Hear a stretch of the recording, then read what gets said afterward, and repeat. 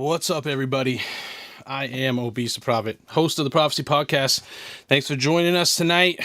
We got special guest with us here tonight. Ryan Deelon from Hot Radio Maine is here with us, and co-host is here with us tonight. This is Justin Martin. I'm going to bring him on a little early while I go over the sponsor stuff here real quick. And if you want to keep up with me, Justin, on the graphics for the sponsor scripts, we're going to start with mpcstuff.com. The Prophecy Podcast is proudly sponsored by mpcstuff.com. Hundreds of replacement and upgrade products for any MPC or other Akai machines, fast shipping, quality products, and I personally stand behind their products and respect our partnership tremendously. We're also sponsored by I Regret Nothing Apparel. Some of the most relevant social messages and designs, top quality materials. We're proud to have them as a sponsor. We stand behind them 100%, and we absolutely love that they're a black-owned Maine small business. It doesn't get any better than that. Smoke break segment, as always, is brought to you by Fire and 4, which is located down at 367 4th Street in the heart of Portland, Maine's Old Port District. They got ultra-fine cannabis products and super friendly and knowledgeable staff to provide you with all your medical cannabis needs. Also, be sure to check out Elevate Audio and Visual. That's my company. Photography, videography, music promo, whatever you need. Ship me up, do graphics. We do music videos. Go to elevateaudioandvisual.com for more information. Can't forget What's Happened in Boston. They keep you up to date with all the events in New England, from concerts and other great things to do for families and all that stuff. Check them out for that. And last but not least, the Prophecy Podcast is brought to you each and every week by Bars Over Bars Media. Without them, we kind of we wouldn't have the platform to do this. So shout out to them. And without further ado, let's bring in tonight's guest, Ryan Deelon. Hey. Yo. What's up? What's good, fellas? You know, same old. So yeah, man, good to have you on. I know you're Thanks for having me. Super duper busy, guy with everything that you got going on. So we'll not take this lightly. We're here to get into some good talk. So usually we start the podcast off with just like an introduction, like a little bio, kind of where you started, where you came from, how you got involved in DJing and the radio and all that. I started in high school DJing, did like school dances and all that stuff, and sold mixtapes, kind of like a typical start. And then I went to college at Emerson College, played 1 year of basketball at Emerson College, and realized I wasn't going to make the NBA. So I started doing a show on 88.9, which is WERS, which is Emerson College's radio station, which I grew up listening to because I grew up in Mass. And they had a hip hop show, 88.9 at night. So I started doing that show. Ended up changing my major from TV video to audio radio, and got into radio and went out to LA and did an internship at Power 106, and ended up getting a job at Power 106, became the music director at Power 106. And then a buddy of mine basically bought a radio station in Maine and was like, do you want to come out here and run the radio station in Maine, and put me closer to home? So that's how I'm in Maine now, running Hot Radio Maine. Right. Yeah, no, that's great, man. So tons of experience for those that don't know. But I mean, how was that experience out there in LA doing that out there? Like, was it, now in comparison to doing Maine, is it more stressful out there when you were doing that, or is it more stressful here with what you got to handle out here? It's like there's different challenges. So out there, we had a much bigger staff. In Maine, I'm literally like, some days I'm the janitor taking out the trash, and some days I'm driving to the transmitter site to make sure we're on air because there's a technical problem and our engineer can't get there. So in Maine, it's definitely taught me a lot more as far as different roles go with radio. And then, LA is just like number 2 market. So that's just a big beast in its own. So there's different challenges depending on how you look at it. But, that's definitely dope.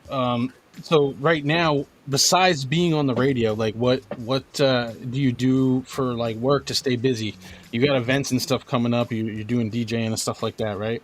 Yeah, like you were like, oh, you're a busy man. When we first started talking about doing the podcast, doing the show, nothing was going on in my life. Pretty much the same as everybody else. I'm like, yeah, let's do it. I got no plans. I got nothing going on. And we kind of had like a few things pop up here and there that were like weird during the whole 15-month shutdown. But the last few weeks have been a little bit crazy and things have opened back up. So yeah, I have a few gigs. I got rotating every other weekend in Sanford. There's like a beer garden out there called the Runaway that I'm going to be DJing at, and then also rotating up at this new club, which in my opinion is like, as far as the technical aspect and just like the features that a club has, this new club in Old Town, Maine, of all places. Yeah. Yeah, so I started there. I did a first run on Friday a couple days ago, and it's insane. Like the video wall, the lighting, the sound system, and like compared to any other club in Maine where I got to bring a ton of equipment, I literally just show up with my laptop, plug in, and DJ, and it's like everything's top notch over there. So they're just kind of warming that up. And it's going to be crazy. It's going to be something fun for, once Maine's in session too. I expect that place to be out of control. Bumping. So we got that going on. We got the Sanford thing going on. We're broadcasting live from Old Orchard Beach on Fridays. I was at Beach Ridge Motor Speedway on Saturday for the races, broadcasting live, which is like, that was my first time at a racetrack, so it was an experience to see that. But we'll be out there, and we got a bunch of other, hopefully some shows this summer. We just wrapped up a show with Erica Banks in Bia, which was like our first one back, and it was interesting. More shows with you guys, putting on more shows and shit like that, because we sorely missed that. That's one thing I love to do, is go to shows and watch not only like national talent but local talent. I love going to local stuff like Monday, other Minds, and like the open mics that they have, stuff like that. So I mean, a lot. And obviously you guys' shows is a great way to go. Like we've been to a ton of shows that you guys put on. Rush show, like Made in Tokyo. I mean Cameron, everything that you guys were doing between like when I was down in Old Orchard 2017 to like 2019, like I was going to like almost all of those shows. Like I love that. Yeah, I mean that's the best part too. Like the radio stuff is cool, but I like the events. I like going out and seeing people that like listen to the station and actually interacting with listeners. When you see the live show, it's always different. Like you could watch the same artist, hopefully if they're pretty decent artists and they're doing the right thing. You go to a show, like you could go to 5 straight shows and every show's going to be a little different. You know what I mean? Which is what I love about the live performance. Yeah, we're excited to get back to that. And it's just we had a bunch of shows get canceled, obviously because of COVID. So now we're just kind of ramping back up and trying to figure out what the next move is for us now that things are open. But we got these festivals are going crazy right now, so we've been giving away tickets on the station to, like, we did Rolling Loud New York last week, and we were hooking up people with those tickets, and that festival is just like insane. So crazy. I remember that lineup is just, you could go on for days. Like definitely sick lineup that they got going on there. That would be dope to get some sort of festival like that up here. I don't think we get as much pull as, like, might not get as many as the main artists like that, but I feel like you could get enough where it can be something like a couple days, you know what I mean? That would be sick. Yeah, we always talk about that for growing the hot. We have our hot summer show that we do annually, and just trying to grow that into maybe like it's been going good. It's got a bigger. We started it off at the State Theater, and we sold that out. Then we went to the Main State Pier, and we sold that out. And then Rock Row now is we guys are at Rock Row. Yeah, Rock Row is like a more recent one that we did. I'm not sure what the status is for them doing any more concerts over there after COVID. Like I haven't heard of anything that's going to be going on over there. So there might be an option to do something in Bangor at the waterfront up there, which is even bigger than what Rock Row was. Yeah. And then expand it to maybe a couple days we've talked about. So Yeah, that was cool, man. And the draw, especially in Bangor's a decent spot. That Riverside area is very nice and maintained and real close, like walking distance to the casino and all that other shit right down off Main Street. So yeah, Bangor would be a good location to do that, especially if you could swing it to where like it was like just after the kids are getting into college. You know what I mean? Like mid-September or something like that. Yeah. I mean, we definitely want to do something as soon as the kids get back. We launched so we were only in Southern Maine on 104.7 for years, and then literally a month or two before the pandemic, we launched 100.3 in Lewiston, Auburn, and then 102.9, and it's the same programming. It's just on different signals as you travel north, and then 102.9 in Bangor, Orono, Old Town, Brewer, and we. I can't say who we had, but we had this concert lined up for Bangor that was going to be insane. And to this day, we talk about how big these artists are now, and we're like, I can't. We were 24 hours away from announcing the concert, like in go mode, and they were like, "Hey, let's put it off until Thursday. Let's put it off until next week." And then 15 months, here we are. You know, like still, we're finally opening it up, but that show came and went, and that opportunity's gone now because they're doing other things right now. Yeah, I mean, it was part of a tour that was massive, and it was going to be a big tour that we were lucky to get to come through to Bangor. But there's going to be other opportunities like that. It was just like, man, it would have been a great way to launch our signal. So we're kind of starting back at square one now. We haven't really promoted the new signals and promoted being in Bangor. Well, I take where like I'm drive down, I drive through Bangor all the way through Lewiston, straight through to go to Boston and Braintree and New Bedford. I go all around Massachusetts, been shooting a lot of music videos lately, so I'm traveling for that. And I try to listen the whole way, and there's only a couple spots where it doesn't really click, you know what I mean? For the most part, you get it the whole from like VZ, I guess it's maybe VZ a little higher than Old Town, maybe a little bit there or whatever. All the way down, which is awesome because before, we had to wait till like we were hitting almost like Falmouth, Portland before we started getting it good. You know, it's like exactly. But I mean, there's still. I mean, we're still trying to conquer more ground. There's like a little gap in the Waterville, Augusta area that, like, who knows, maybe that something for the future for us to fill in the gap there. But Prescott, Maine, maybe Prescott, Holton, somewhere up there to keep the chain going. You know what I mean? Yeah, for sure. There's opportunity up in the rustic county.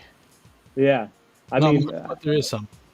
I mean, like we're all for it. We're ready to keep going. So we gotta. Cool though. We want to make our mark with these two new signals though, that like properly promote them that we didn't have a chance to. So I'm hoping that we can do some of that this summer. And we kind of started that with doing the gig up in Old Town, which is going to be fun to do.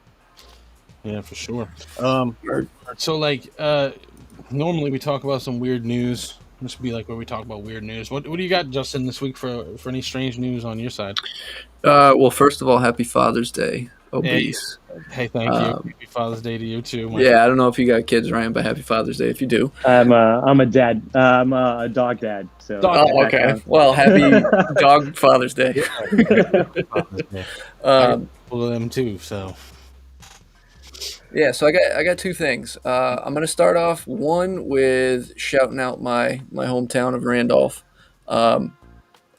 Recently, this was 3 days ago, so Thursday, our president, Joseph Biden, was in Switzerland for the G7 conference there, and he ended up meeting up with the Russian president, Vladimir Putin, and he gifted him some aviator sunglasses.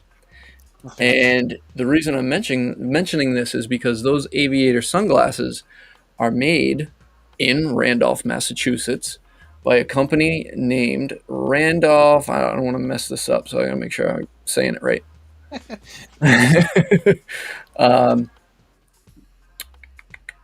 It says Randolph USA, but I know that's not the company. Anyways, they're made in Randolph. It's like right down the street from my house. So these are apparently these are custom made aviator style sunglasses. And this company says it takes about 6 months to create a pair because they create them by hand. and they go through the whole process of creation. Wow. So the Russian president is wearing sunglasses from my backyard. I wonder if he like puts a device in there to spy on him or some shit like that. Yeah, I hope so. He's like, you know what? Here, try these on. Yeah, they look great, right? They got a secret camera in them. Yeah, press this button right here. They look good. Yes, they do look good. They say they look good. See you later. Because they weren't speaking. Like, he had the translator and shit. I watched some of the videos of like them doing the thing. So like, you know, you could have snuck some shit in there. You never know. Right. Oh man, but yeah, I saw this crazy story about if you didn't know already, but scientists can now make vanilla flavoring out of old plastic bottles. Delicious. Right, so they say, man, who doesn't like vanilla ice cream? Some might say it's boring, but the simplest things are just the best sometimes. So vanilla flavoring, or vanillin, used in the food industry has never actually ever been inside a vanilla bean. What you're tasting is actually a blend of fossil fuel source chemicals, right? So like you're basically eating oil derivatives when you're eating that imitation vanilla or whatever. Yeah. So you know what else is made out of fossil fuels, right? Plastic bottles. So now they've come up with this idea where they're saying, hey, if we add in, what do they say? Brewing acid, right? Some sort of acid that they tetrafallic acid, right? They add that into this plastic and it turns it into something which in turn they need E. coli to turn back into the vanillin. So, and then they heat it at 98.6 degrees. So first off, I didn't know that imitation vanilla was made from oil derivatives till I read this article. So that's messed up, because that's like the go-to if you're gonna bake something. Usually you get the imitation because it's cheaper usually, and like, I don't know, you're just like, all right, whatever, it's $3 less, $4 less, whatever it is, you're like, take that. So like now I feel like I've been like, what else are we now got me down that, spiraling down that hole. What the hell else have they got in there? And you start looking at different things. But so what do you think of this? Now, we were talking about this a few episodes back where they were making flour out of crickets. Was it crickets they were making? Mealworms. Right. Yep. And they have this flour and they make it, they call it a what is it, a superfood or whatever. It's high in protein and other stuff that your body really needs, apparently. And it doesn't taste any different. They had people do blind studies and they made stuff with it and without it. Nobody could tell the difference, right? So they're like, this is the breakthrough that we need to cut back on farming and blah blah blah, right? We could have insect farms. So it's just like, I was like, what the fuck? Like, who wants that? You know what I'm saying? Like, I pass on that. But apparently some countries it's really caught on and it's really something that they're starting to embrace and stuff like that. But they were saying in America that something like that may not ever catch on, which makes a lot of sense. But in the grand scope of things, that's the issue, is we come up with these solutions and then they're like, nah, we ain't gonna do that. We're just gonna keep doing this global warming thing, and we just gonna have more cows because steak, you know what I mean? Because we like that. Right. But grasshoppers and mealworms and crickets or whatever else, like, not doing it. I mean, it's also like a cultural thing. I feel like different cultures, their food tastes are different. So it's like, I always say when we have have a discussion like that, I'm always like, I can see how somebody could look at me eating a lobster, cracking open like the head and trying to get in and get the meat from the tail and all that. Like how that could be disgusting to somebody. Like even people here that don't eat lobster, when I go out to eat, and if I got a lobster and I'm with them, they're like, and to me, it's so good. So different strokes for different folks, I guess. But I don't know if I'm going to be eating mealworm flour. No, that's what I'm saying. I kind of draw the line at that, unless like, they just start doing it and we don't know about it, and we're just like, hey, then they break it like, for the past decade, you motherfuckers just been eating it anyway. So, I mean, that's what my mom would do, would sneak in the vegetables I don't like into the casserole or whatever. Yeah, like I feel like they would try to do some shit like that. They're like, I don't know. They're gonna lie to us like the vanilla's flavoring. We ain't gonna know. Exactly. You don't need to know. It's like, what do you need to know? And yeah, I don't eat seafood either, but like, members of my family have always eaten. It doesn't bother me, but I have definitely been there and seen that same reaction where people are like, what the fuck? Like, seriously, they're just sucking the stuff out of it. And like, what I mean, some people get real intense trying to get like the meat out of the legs, and I'm like, this. I don't go that crazy and shit like that. I've seen a lot of shit. My family goes crazy, because now they live down south. A lot of my lobster eating family, so they only come up for the summertime for like a certain period, and they're every day it's lobster. They eat lobster for like breakfast, lunch, and dinner, like no joke, and corn cob like out on the on the grill or something. And they eat it like pads of butter, and they're just slopping everything everywhere. I remember one time at my dad's house, my grandmother was there with my aunt, right? And he wasn't home, he was at work, and they were cooking lobsters. And when I got there, they were cracking them all open to get all the meat out before everybody, so they could have a bunch, right? And they weren't having no regard for what was going on. Like, I walked in and I'm like, what the hell? There was like the green guts, like the slop was all over the walls. Like a murder scene. Yeah, I was like, what? And they were in the kitchen table, and they had just some of the bibs that the place gave them, the plastic lobster bibs, and they had them laid out on the table, and they were just cracking shit, and it was just, I'm like, my dad comes home, he was just pissed. He's like, what the fuck? He's like, you guys couldn't have done this out on the back porch? Like, what's going on here? Like, it's the mosquitoes. He's like, okay.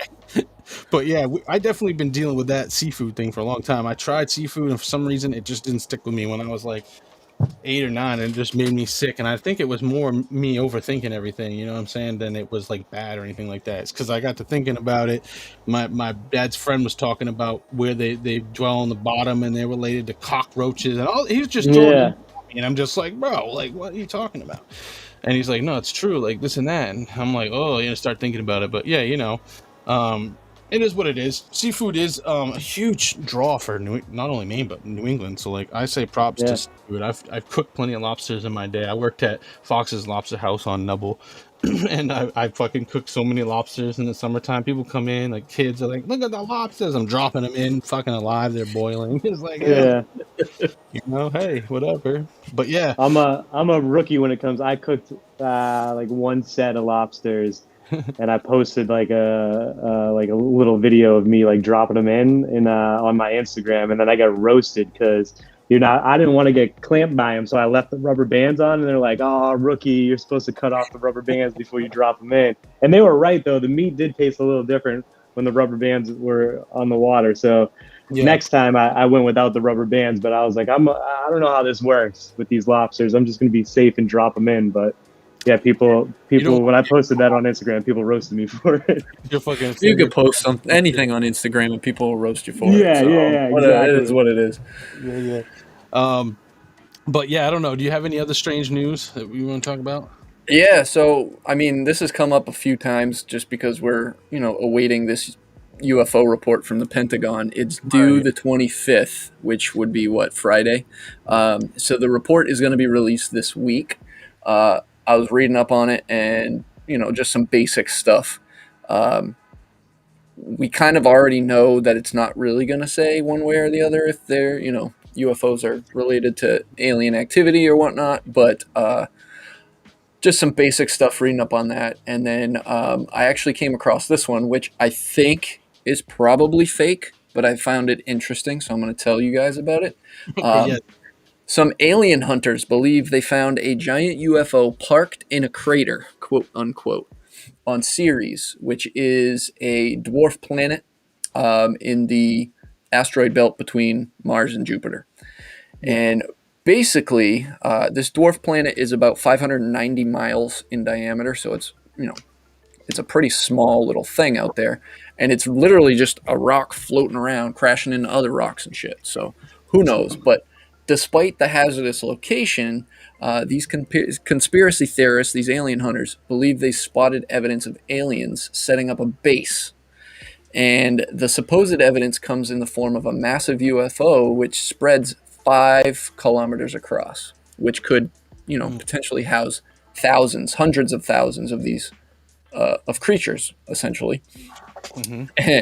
And this guy, his name is Mark Waring, or Scott Waring, said that once the masses, the people, find out about this UFO, Elon Musk and SpaceX are going to head right there, and they'll be there in like 30 days. Clearly, I think this is, so just somebody's idea, and they're taking it and running with it. But the crater. Sorry, say that again. What website is this on? So this is. Can you share the screen and pull the website on it? Yeah. So it's the Express, which is like a right a tabloid in the UK. Yeah. And hold on, let me. They're I got it tabloid. I got it in a different browser, so I can't. Let me grab it real quick. So apparently this crater is. Oh, come on.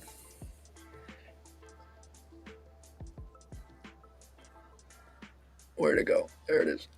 This crater is about 25 to 35 kilometers across, and this thing that they think is a ship is about 5 kilometers from wingtip to wingtip. Okay. So it's pretty huge. Mm-hmm. Now, I don't know. How do they know this crater exists? Is this through like NASA's telescope? There was a picture of it from somewhere. I don't know where, if the picture is a NASA picture or what. Studied it or came to the conclusion. And I'll let me pull up this picture. I'll share this with you guys. This is all fucked. There we go.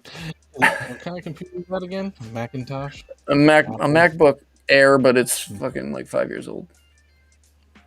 Yeah, so it's basically. All right, how do I get the screen share up there?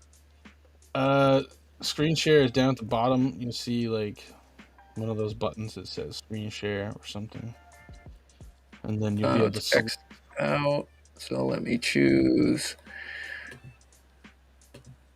Just send the link in the. I got it. Okay, you guys see that now? Yes. Accept that so we can see the picture. Let me accept this bullshit. All right, here we go. Lucifer. What up, Lucifer? Shout out to Lucifer. Okay, so all right, yeah, continue. All right, so this is I can't see the pictures. Can you guys see those pictures? No, it's like spinning. It's giving me a weird thing, but I'm reading it. Yeah. So some artist rendition of these pictures, or is it like real pictures? Yeah.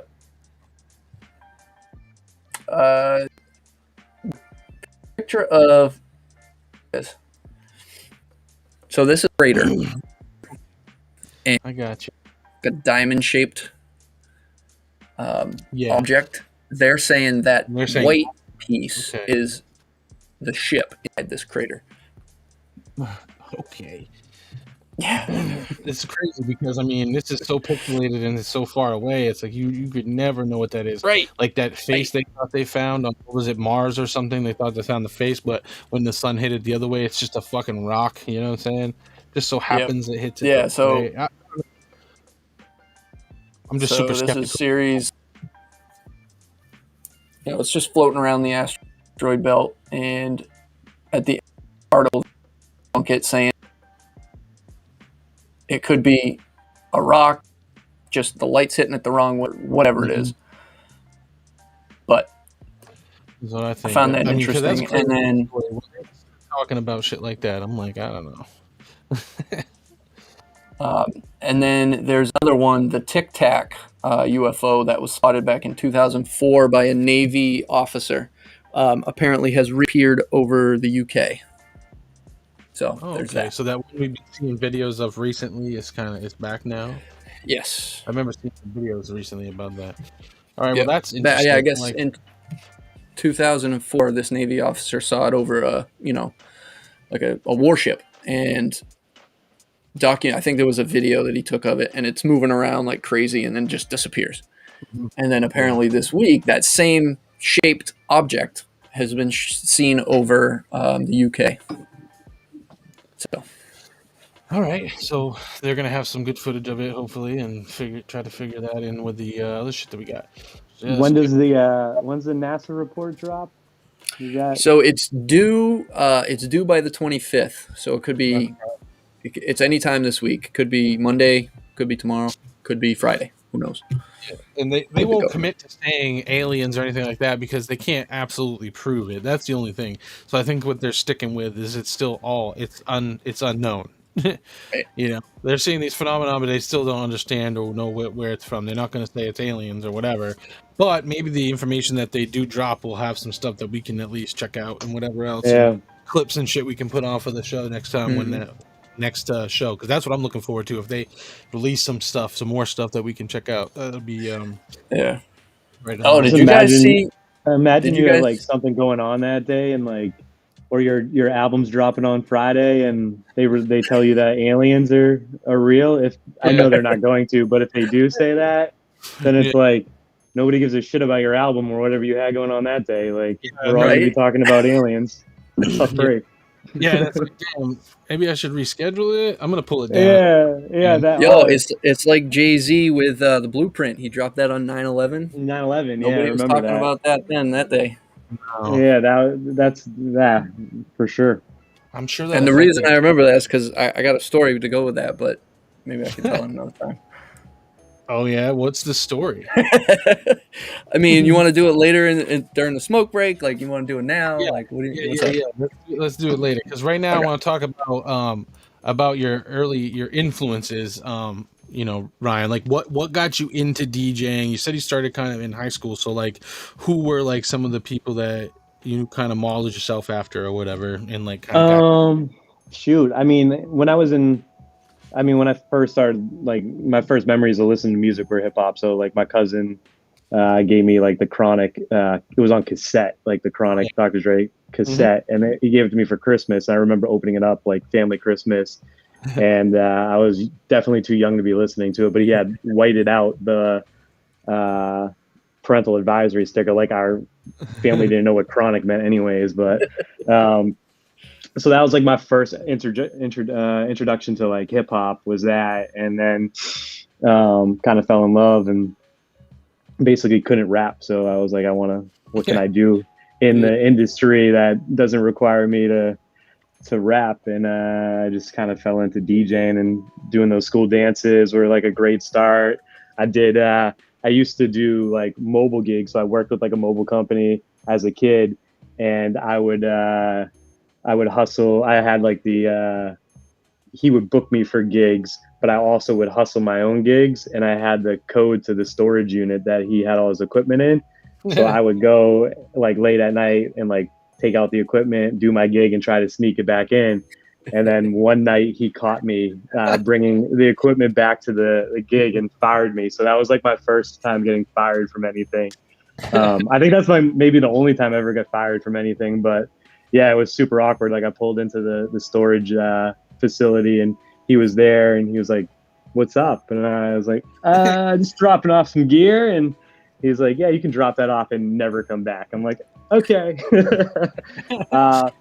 But like I think as I started to get more serious, I got I DJ'd on the radio, which was like a kind of a different thing, like not really mixing.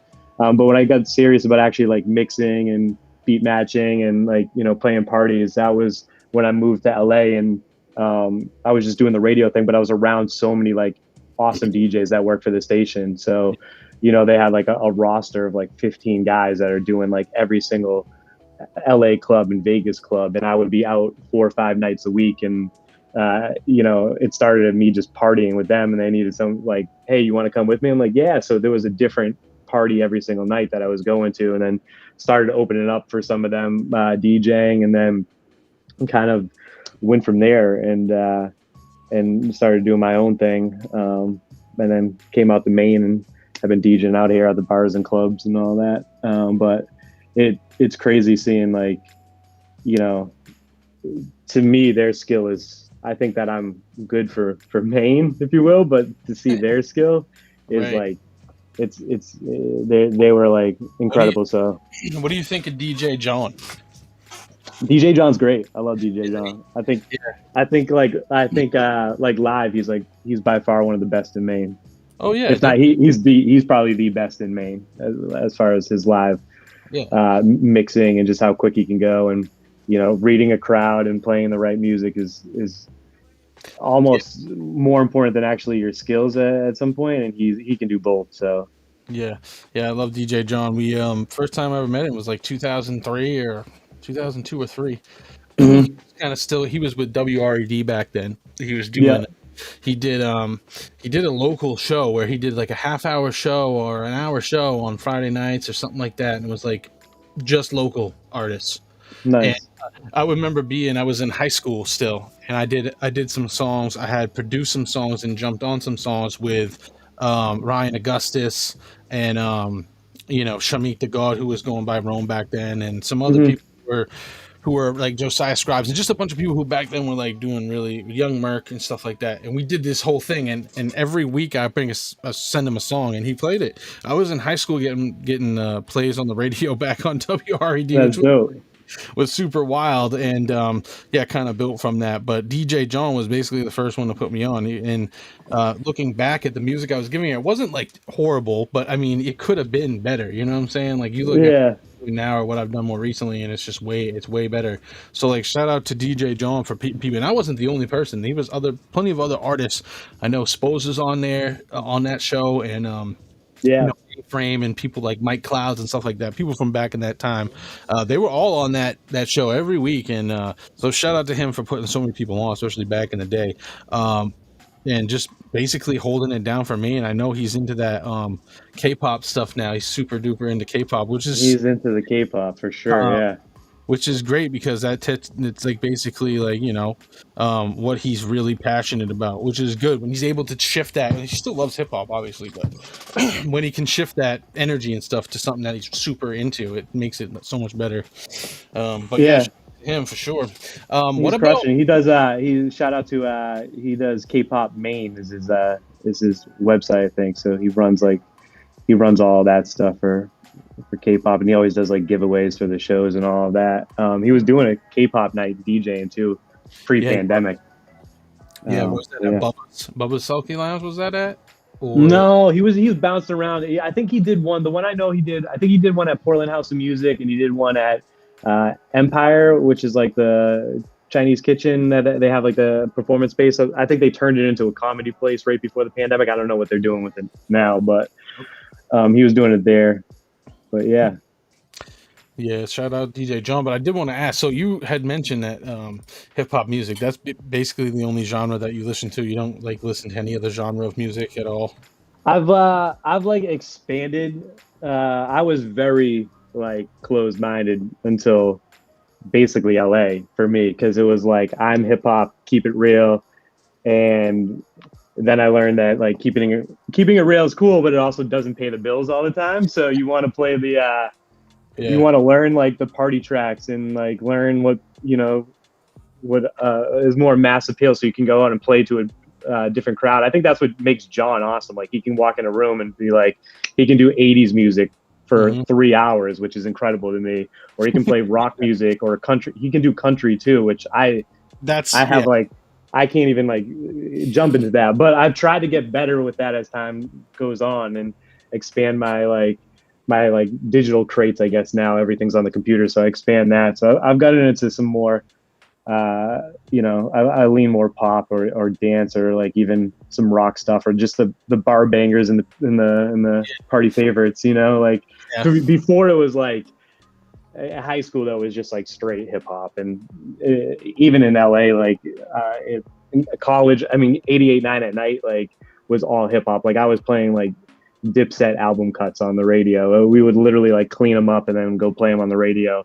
And there was Emerson like kind of took away the fun, but I get why they did it. They're trying to like make it more like a real radio station now. So like they got rid of 88.9 at night, which kind of stinks, but like they're now very more format like an actual commercial radio station. But when I was there, it was like I had like, we had Guru on the show, I had Saigon on the show, we had like just random groups. It was like Nature, like all this, and plus all the Boston hip hop acts too that were there. So like that was where I was like, well, my focus was where I started, and it's crazy to see like people that I did the show with or that did that station that are still doing stuff, and they've kind of evolved too and into different genres. So it's like, it's interesting. Like, I never thought I would be playing like, I don't know, like a Lady Gaga song or so, whatever, but like that kind of, it kind of evolved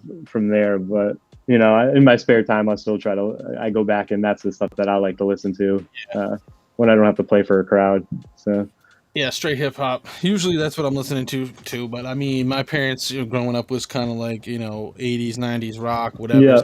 80s, so I had a lot of influence, especially when I started making beats for the first time, like early on. Like I would pull samples from a lot of that shit, 80s rock, 70s rock, and I kind of like, like you said, changed over time to be way different than that. Even though I still like that sometimes, once in a while I'll find something to sample and stuff like that from rock.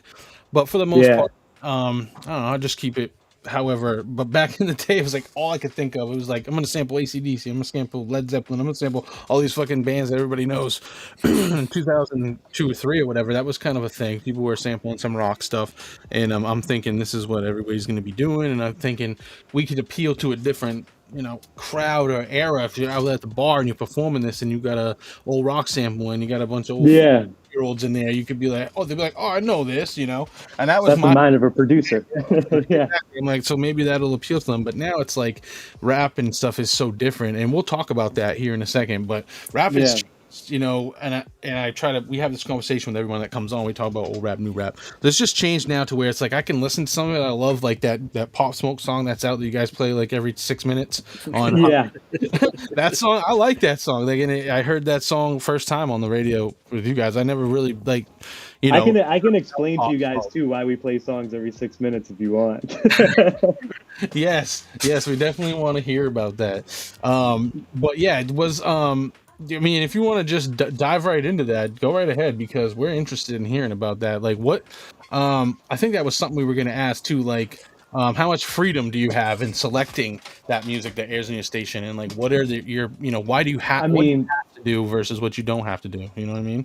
I mean, I'm the program director, and music director, so we select all the music in house. There's a lot of and we're locally owned, which is way different than that's a different thing between working in LA and working here. Like locally owned, and there's not a lot of red tape. So, but yet we are still running a business and have advertisers, so we still have to we fit the format. We try to hit the mass appeal songs, and basically the idea behind you hear the same songs all the time is like, those are really the biggest records right now. And our average listener, the analogy somebody told me once that I think like sit well with me was that we're not like a giant specialty warehouse store where you can get whatever you want. We're more like, when it comes to music, we're like your 7-Eleven. Like we have the necessities and we're here for you, and you're going to get, what you're going to get, and you don't have to sort through a bunch of stuff. So if you want to go in and quick and get like, you're going to hear the hits with us. And there's not like that's kind of how that works. And for us, we're really built for like in-car listening. So the average commute, the average time people listen is 15 minutes. So within the 15 minutes, you'll hear at least one of our top 5 songs. Yeah. So that's like, we always want to hit one of our top 5 in that 15 minutes. So the person listens 15 minutes. Now, if it's somebody that has a longer commute, or if it's somebody that listens at work all day, like I listen all day, you're going to hear every hour and 15 minutes, you'll hear Pop Smoke Hello. Like that's just how it works. But there's 5 of those songs that kind of rotate at any given time. I'm trying to think on the spot right now what they are. Like Pop Smoke Hello, I knew Mooski Trackstar was one. The Anderson .Paak song with Bruno Mars is another.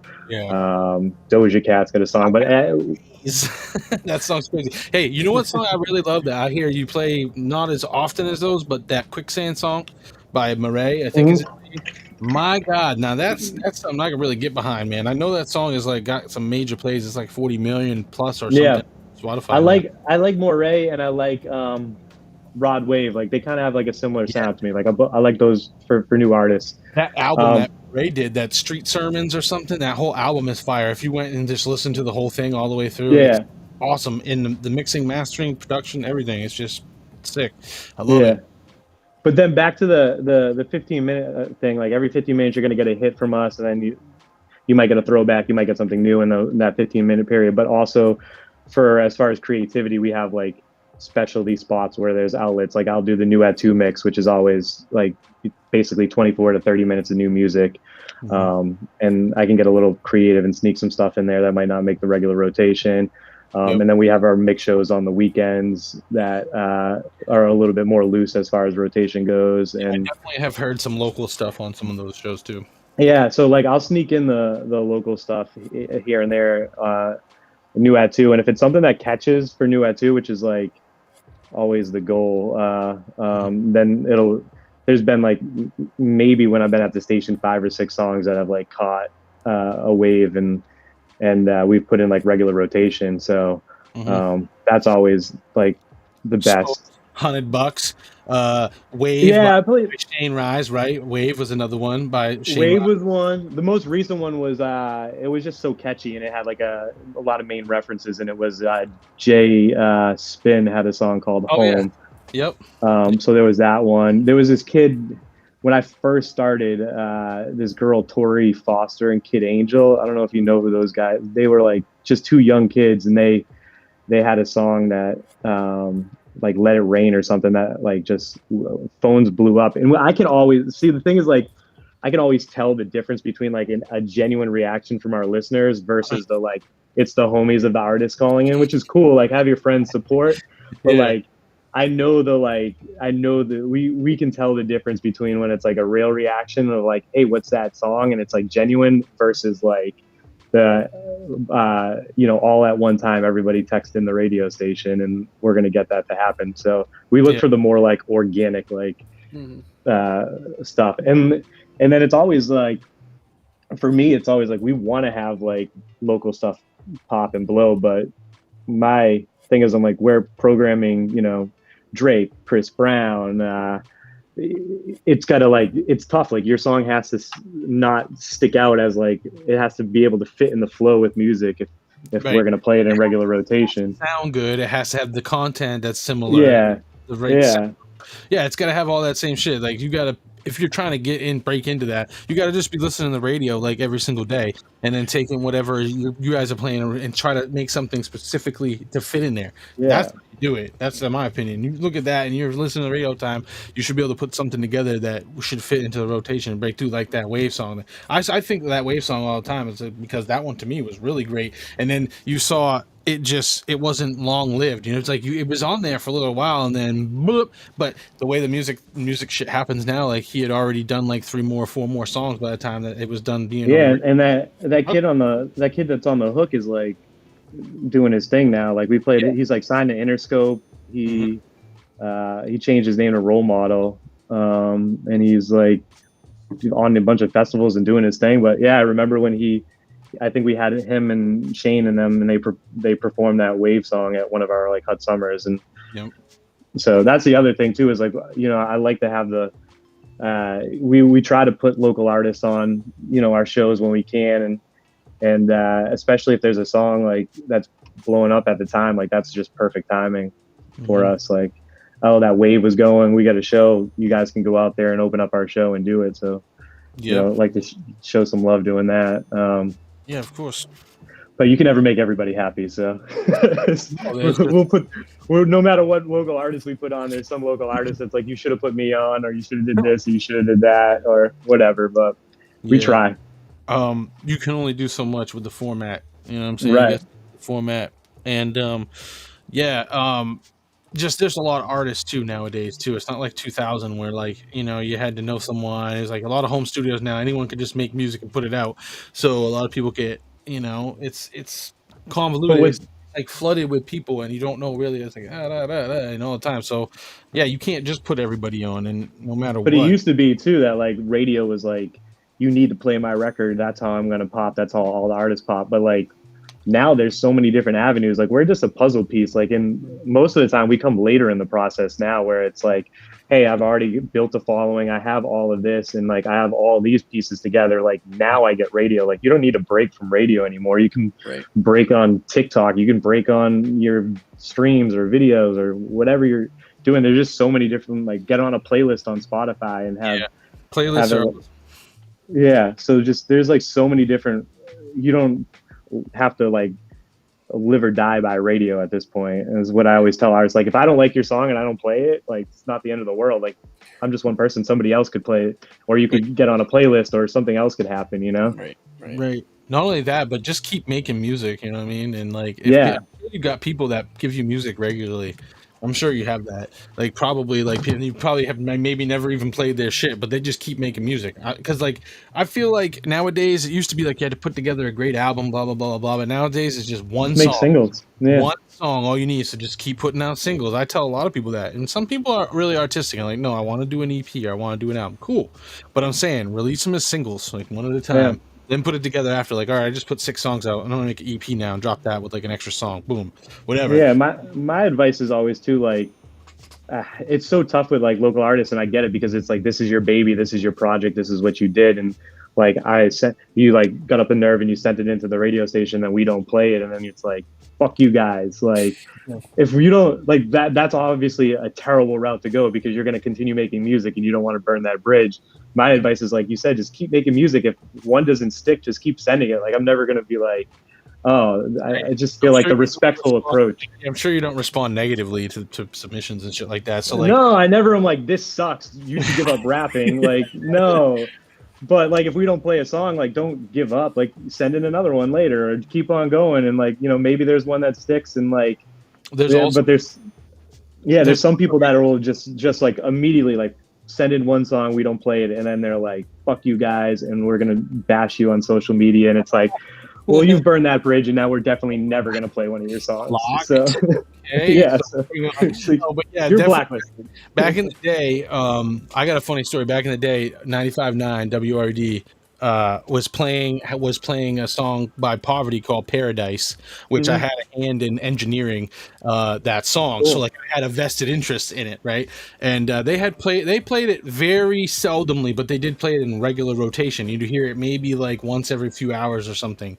And we're calling in one time and leaving a message like, listen, if you motherfuckers don't play this song more often, like, I'm gonna come down there and choke you the fuck out, right? And my manager at the time was Poverty's manager too, and they knew who I was, obviously, because I had a call from my phone. You know, so it's like, yeah, this crazy motherfucker called here from 207, and do you know who it is? And Chip's like, yeah, that's I know who that is. So Chip hits me up and he's like, why are you calling the radio station threatening them? And I was like, and it was because like a week before that, and I was like 18 at the time. A week before that, going over how the mafia was running the radio, right? Running radio. They're like, you know, they got all these things, and they you know, they just strong arm people and get them to play music and shit. So I'm like, I'm just gonna call them and be like, look, motherfucker, I'm coming out there, you know, if you don't fucking start playing. So it was hilarious that it was like the next day Chip hit me up like, yo, you can't be doing that, like, it's not a good look. I'm like, all right, well, I was thinking we could strong arm them,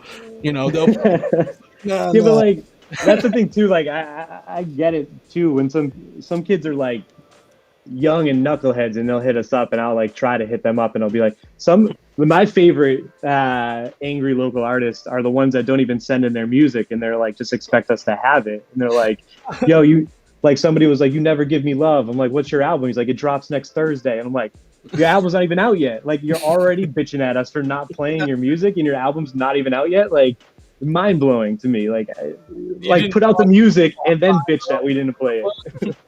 Yeah, you didn't know I was on Spotify. Like, what the fuck, bro? Like, no. Yeah, or they'll send Spotify links. Like, we try to make it as easy as possible. Like, you can go to the website and there's like a link on the website to submit music, and it tells you like, it's got to be clean.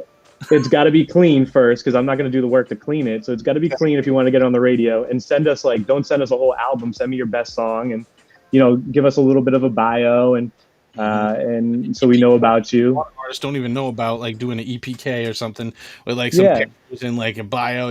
No one does that. They just probably send the raw MP3 over. It's like, here it is. It's probably titled all weird and shit. Yeah, and honestly, I'm not going to throw anyone under the bus, but there's songs that I actually like that I've played on the radio in the recent times, and people have hit me and been like, that's not the name of the song, it's called this, because they'll go and try to find it on Spotify. And I'm like, well, that's the name of the song that was labeled on the MP3 that they sent me. So I didn't realize that they changed the name when they went to Spotify. So I've been announcing it as the wrong song title. Yep. The engine just came right from the engineer, right from the email. Like, over. Yeah, here it is. Like, I've had that happen plenty of times where like, you know, I'm like, what is the name of this again? Because right now it's just like 6856 mixed down. I don't know what that is. That how is that a new I think game? like, if you're like at the point where you're going to submit something to the radio, you want to be at the point where all of your shit is aligned, so that you can maximize off of the airplay. Like if I play the song New at 2 and somebody's driving and they hear it and they're like, oh shit, I like that, let me go listen.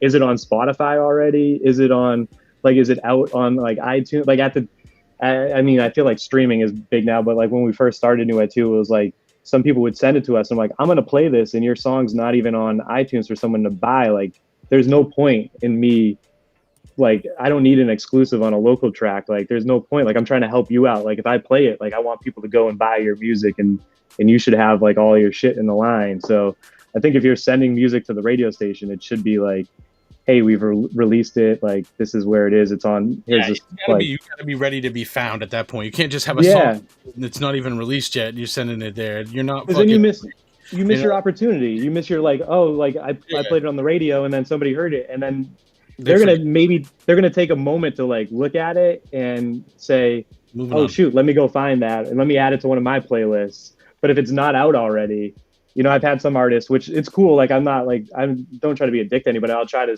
be like nice and they'll send me a song like, hey, you can play it a week early. I'm like, I'll just play it when it drops. Like, let me know. Like, I like the song. Like we'll play it, you know, on the day it drops so that people can go out and find it, you know, and helps you out. And I feel like all that like is just works together. But step one is correctly label your MP3 with the name of with the right name of the song when you send it in. Sometimes though artists like they aren't the all around, you know, they're not the manager. Right. They just write and they basically go to I know plenty of artists that just will write and they go to the studio. They don't even like make beats or fuck with that. They don't even know anything about beats. They're just like, I like what it sounds like, and like they're straight up just writers, you know. So when it comes to technology or like knowing any of that, they just don't know. And they're like, boop. Like I had an artist I work with, Riz. He's that way. He doesn't know nothing about computers. He's like, yo, I got my whole catalog one time. He sent it over to me. It was like on a couple CDs or DVDs or something. And I put it in there, and it's just like it's folder after folder of like new folder, and like you click on new folder, and there's another new folder in there, and I'm like, oh my god! So I'm clicking through all the new folders, and I'm hoping that I'm not doing it for nothing, and of course I am. You know, I get to like wow, there's like 1,200 new folders in here that don't have shit in them, and it's like a web of fucking lies. And then it was huge things of folders, and all there was 2 albums worth of songs in there. When I finally found it, I'm like, damn, that's funny. Even a lot of repeats too. It's like, damn, I already saw this in another folder, and it's like, dude, So like I have had to deal with that for many, many years, not just from him, but other people are unorganized too when it comes to it. For sure. I think that's what separates people that like are on the edge. Like I feel like the people like Spose and that have made a career out of it. Like that's the difference, is that they're organized, or they don't have to be organized. They have somebody that's organized for them. And then that's what like gives you a little more longevity. But if you're like completely disorganized forever, then more people are going to be like, I can't deal with this. I'm not going to, you know, search through new folder after new folder. You can be eccentric to a certain degree, but it becomes annoying at some point. You know, you're like, damn, all right, you're not Timbaland. Like, I don't have to deal with this. You know what I'm saying? You know, where's your platinum plaques? All right, I'm out of here. Like, you know, seriously. But yeah, so like, what is it? No, it's almost 9 o'clock already. So I'm just gonna throw up the graphic for the smoke break. We'll call it smoke break. I got my pen over there. I don't know what. We don't really have any questions in the chat. I don't think. Did we? No. Lucifer's in there. So we could, if you got questions or if you got more crazy news, I don't know, whatever you want to do, we could talk more about the radio, you know, industry or whatever. If you want to hit him with a couple of those questions, maybe Justin, that you have. Yeah. I mean, I'm looking at the questions now, and a bunch of these already came up. So maybe we rehash a couple, but go for it. I can elaborate. All right, cool. All right, so we're starting off with kind of something you touched on with the streaming stuff, but with so many streaming options for fans, what do you see as the future of radio? I think it's tough. Like, I think that there's like a lot of big companies that are like doing national programming, which I don't know if that's like a win for us, because then you're essentially, you know, competing with streaming. But I think for us is staying local. So like when we compete with the streaming, it's like we can provide local content. I'm giving local news in the morning and I'm mixing it in with the hip hop and and the hits that people want to hear. So that's the edge that we have, is just that, and like live contesting and like giving away live prizes is big. And even like in Maine, a lot of the other radio stations right now are like owned by a bigger company, and they're doing cash giveaways, but those cash giveaways are like national contests. So you're competing against their whole chain of radio stations all across the country. Like all of our fleeting for us, like our motto is just like been local, and like we give away money. It's going to like Mainers. It's not going to somebody in like Idaho. So that's kind of like, that's where I see us competing against streaming, is that we just continue to provide local updates and content, and we mix it in with the music, which I don't think Spotify can compete with that. But that's where I see us maintaining in the future. But it's also kind of sad because you see like the iHearts buying up a lot of stations, and then they're not doing local talent at the stations. They're doing like the same night jock that's in New York all across the company. And so that's kind of sad to see. So it's going to be interesting to see how radio changes in the future. But it also gives us a little bit more power, like locally, because we can break artists on a national level as a main station, just because we're not like our playlist isn't dictated by somebody in corporate. So we can sneak in a track that we think it might be good. And there's fewer and fewer people in the radio industry making musical decisions, because it's all coming down to just one person per company doing branded programming. But I don't know. I don't know how that's gonna help with. I feel like that's like how you connect with people, doing the shows. You're down at the racetrack. Right. You're down on the like that's what really was you apart. Continuing to do that kind of stuff, I think. And like you can never take away the fact that like we're free. So like we're in every car. Like we're always free. Like that's I mean, and more people pay for Spotify and pay for Apple Music and satellite, I'm sure, but like. Some people just don't have that money for that expense, and we're always going to be free on the radio. So, I mean, I got Spotify, but I still listen to you guys when I'm riding through. Because I like you said, I want to hear that song every hour, 15 minutes, whatever it is. Every 15 minutes, I got to hear that song. So when I drive through, I get to hear it like 10 times because I'm coming from down.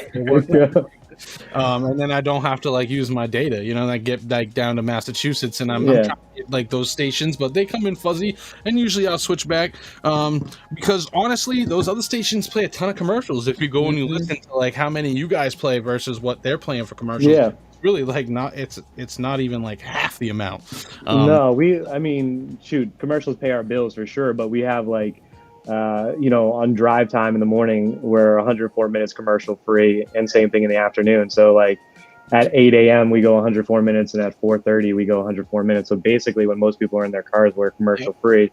And then we just get creative with sponsorships. So like everything, like literally, like we like laugh, like we're like at the station, like every time we do something, like this shit made Hot Maine by, like whatever, like this bathroom trip made Hot Maine by, because if you listen to the station, it's like everything's made Hot Maine by, and I think that's better than having like an 8-minute, 10-minute commercial stop set break, and having 2-3 of those every hour. So we have like, we just get creative with the sponsorships as far as like, definitely been cool to see how the sponsorships all work and everything. Because I was working at a sunglasses place in Old Ocean Beach in 2015.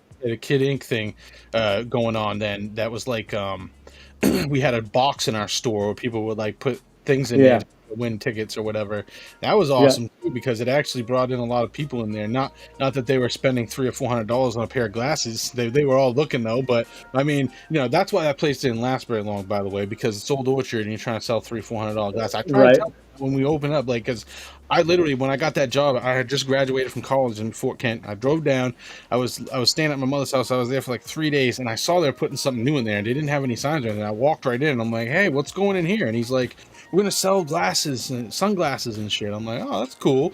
And he's like, yeah, we're going to have all kinds of sunglasses. I'm like, cool. So like, he's like, what do you want to do? I'm like, I'll do whatever. And I gave him a resume. He's like, dude, you could be a manager here. I'm like, cool. And let's do it.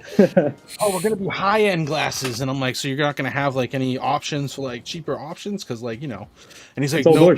Yeah, just straight whatever, like Versace and Gucci and Prada and all the stuff. I'm like, wow. I was like, hey, I'm down for the ride. I'm like, whatever. And so like it just didn't work out. And it was a great effort. But in the meantime, we did he made some good connections, and I know that when he was working to do some advertising with you guys, and that guy was I'm just gonna say right now, he was off the wall as a boss, as a person. He was like school mafia, like East Boston, like he was like totally like a mobster dude. And I was just like, whatever he asked me to do, he did it. He was like, yo, go pick up the shirts and down in Southie, like take my car. I'm like, okay. I go down there, pick up the shirts, and like whatever he wanted me to do, I never said no, right? But he was like, he is all about you guys, and like he's like, we're gonna get this, that, the other thing, and da da da da. And I'm just like, bro, I don't think that's how that works, you know. I kept trying to tell him, he's like, we want to get Kid Ink in the store to do like this. Yeah, I remember that. Yeah, and I'm like, I was like, dude, this is a great idea, like theoretically speaking. But I'm like, how? And he's like, I'll pay whatever to get him in there. This not like that. I don't think that matters. You know what I'm saying? I really don't. I think it's more or less what the schedule can provide, because like he's not coming out here a day early to come to your sunglasses store for an hour. You know, it's just not. Yeah. And but he wouldn't buy into it, and I guess eventually it didn't happen. So like I was like, I don't know if I ain't coming here. I said that. I mean, that's the best part is like dealing with. We deal with like a lot of local businesses for sure, and a lot of the owners are characters. So it's interesting. I mean, I don't deal with them directly as much. Dave, our sales guy, does a lot of that stuff. Our head sales guy, but I see him when I go out for like remotes and like live broadcasts and all that stuff. But it's interesting. Like, there's definitely, you're like, oh my god, how is this person running a business? Like, I know, like crazy, man.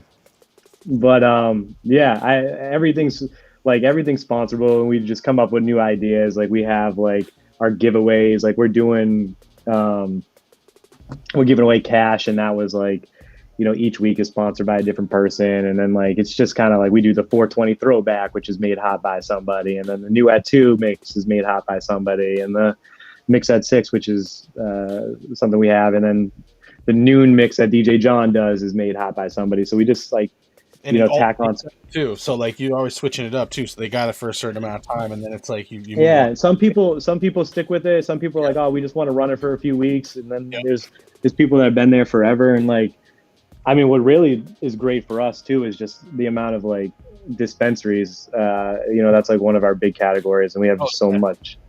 You know, so many. We did 2 live broadcasts on 420, which were great, and then we had like a list of other ones that wanted to do live broadcasts. It's just like, we were so, you know, we don't have it's me and like 3 other people at the station. So fucking pictures of you were like taking a plant or something. Were you taking? Yeah, they gave me a plant. They were like, here, you can take this. I'm like, I don't know what to do with this. I'm gonna kill this. I didn't end up taking it, but I took the picture with it because they put it outside for like their 420. Their 420 event was great down in, I want to say it was like Biddeford. I think it was Maine Relief that was the one I was at. Or Ganja Candy Factory, but they had like a food truck, and they had like Gorgeous Gelato is down there. So like, I had gelato, I had poutine, I had all of this, and then they had like the line out the door, and they had a bunch of like, they put out a bunch of plants for the line, and they were telling me like, we can't put them back inside our warehouse because once they like hit the outdoors, something about like it could get a bug, and then that bug could get on their other plants, and then it just fucks up everything. So they're like, we're just going to throw these away so you can take it home if you want. Yeah, that was crazy. I've never seen the pictures for that when you were out there for that. It was hilarious. Yeah, and those guys are great. So I mean, dispensaries are awesome. You know, all around. I've been to some good ones in Maine, but also in Massachusetts. We'll see a little later.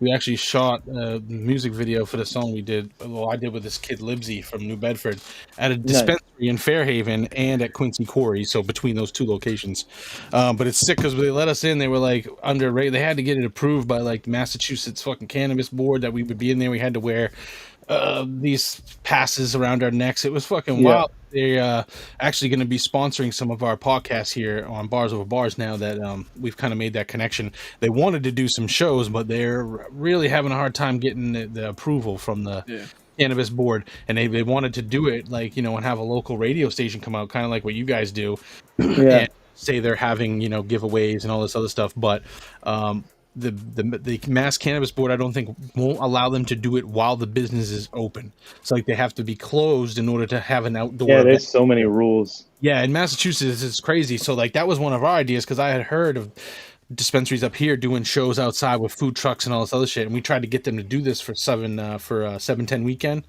in July, and they were like all for it, and they tried to get approval, and they were like, no, so we're gonna have artists come perform and do the live stream and have the radio come out and have vendors and merch and shit, and they were just like, yeah, no, the board wouldn't approve it. So we're like, fuck, because in Maine it's really not that difficult. They don't need all that approval and shit like that.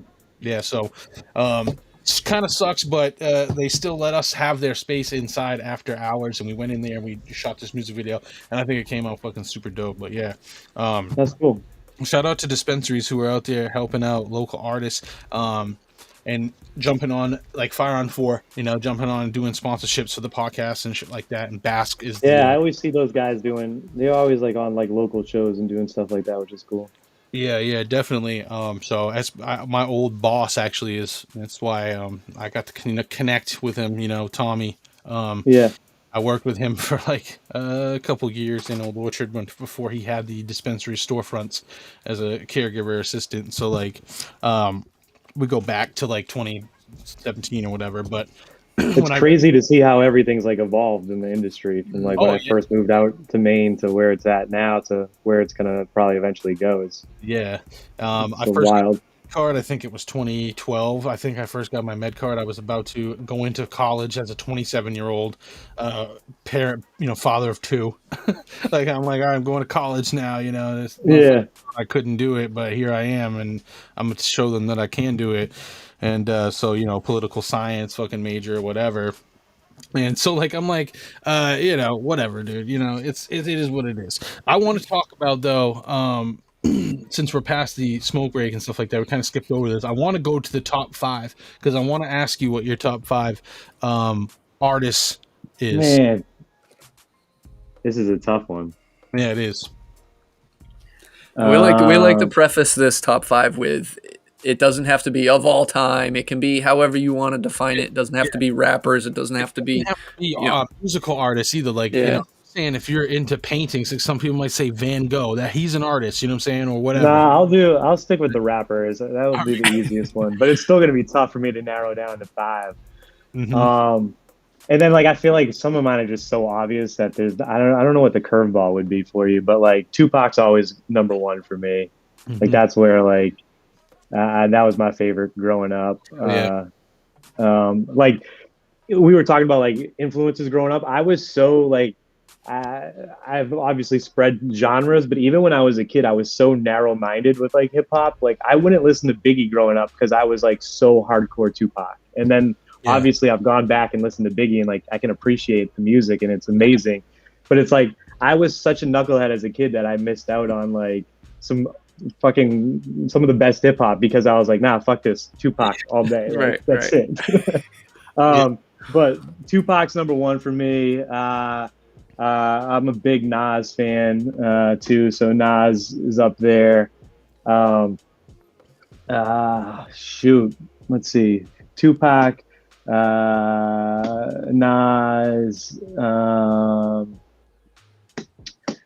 I'm trying to think who else I want to definitely put in this list. I think like I have to put in DMX too, and that's just because like I grew up on DMX and. Mm-hmm. And like we had an incredible like from being like that, those first 2 albums were like massive like influences in my life. Like so those 2 albums were huge for me. Like that was maybe my first hip hop concert was seeing Hard Knock Life tour with where he opened up for Jay-Z at the Worcester Centrum, and like that show was I just remember having that didn't go, but I remember that show. Like I remember when they came for that. I had like the worst seats, but it was just like DMX like crushed that performance. And then we had our big concert before COVID, our Hot Summer concert. We had Wiz Khalifa, and he like The concerts are like literally take years off my life dealing with artists because they're so stressful. Like I just like everyone around me is so excited for the show, and I'm just like, I will be excited when the headliner is on the stage and he's starting to perform. Like that's when I get excited about the show because I'm like, all right, we made it to the headliner portion of the show, and we're good here, and then everyone's gonna be fine. Like the DMX. So Wiz Khalifa was our headliner, and like 4 o'clock, I get a phone call the day before the show that he's not going to come. Like he's broke his foot in like an MMA training thing, and he's in the hospital. And so like we have A Boogie, we have a full lineup, but Wiz was the headliner, and I'm like, holy shit! Like, what are we gonna do? Yeah. So I'm like calling every single one of my personal contacts, and I called somebody who worked for DMX's label, and they got Steve Rifkin on the line, who was his manager, and he found him at the airport in New York, and he was heading to Nashville to record his album. Had the bags already on the plane. DMX went up to the flight booth and was like, "We need to switch our tickets." And like, I don't think if it was anybody else, I don't think they would be like, "It's too late."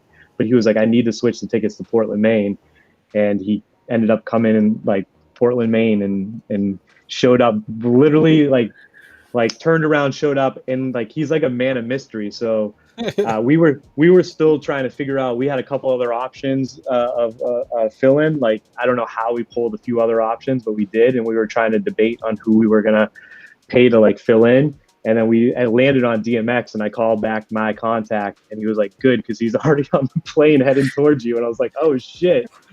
And we had to book hotels and car service. We got like they didn't tell us anything.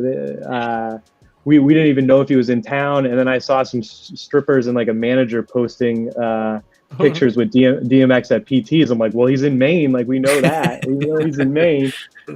And then like he didn't show up to sound check the next day, and was like nowhere to be seen for us. But we kept seeing him he was like on social media. Like one of the guys, Jason at Momentum, which is a barbershop down here, was like cutting his hair and posted a picture, and I follow him, and I'm like, well, he's getting his haircut for the show.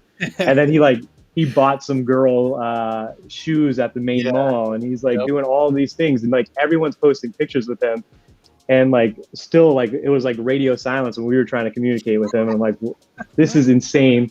And A Boogie gets off the stage, and DMX shows up like literally like in like a RAV4 or something, and we had car service for him. I'm like, I don't even know what's going on. He like grabs the microphone, walks on stage 2 minutes before he's supposed to start, and then like crushes it. And then like after, he was the nicest guy. He stayed, took pictures with the crew, and did everything, and like he like literally saved our asses because we would have had no show. So like I have to put him. I know that's a long-winded story, but I have to put him in my. And then story. What's that? I said a classic DMX story. You can't go wrong. Right. Yeah. So it was like, and I don't think like we would have never like I would have like.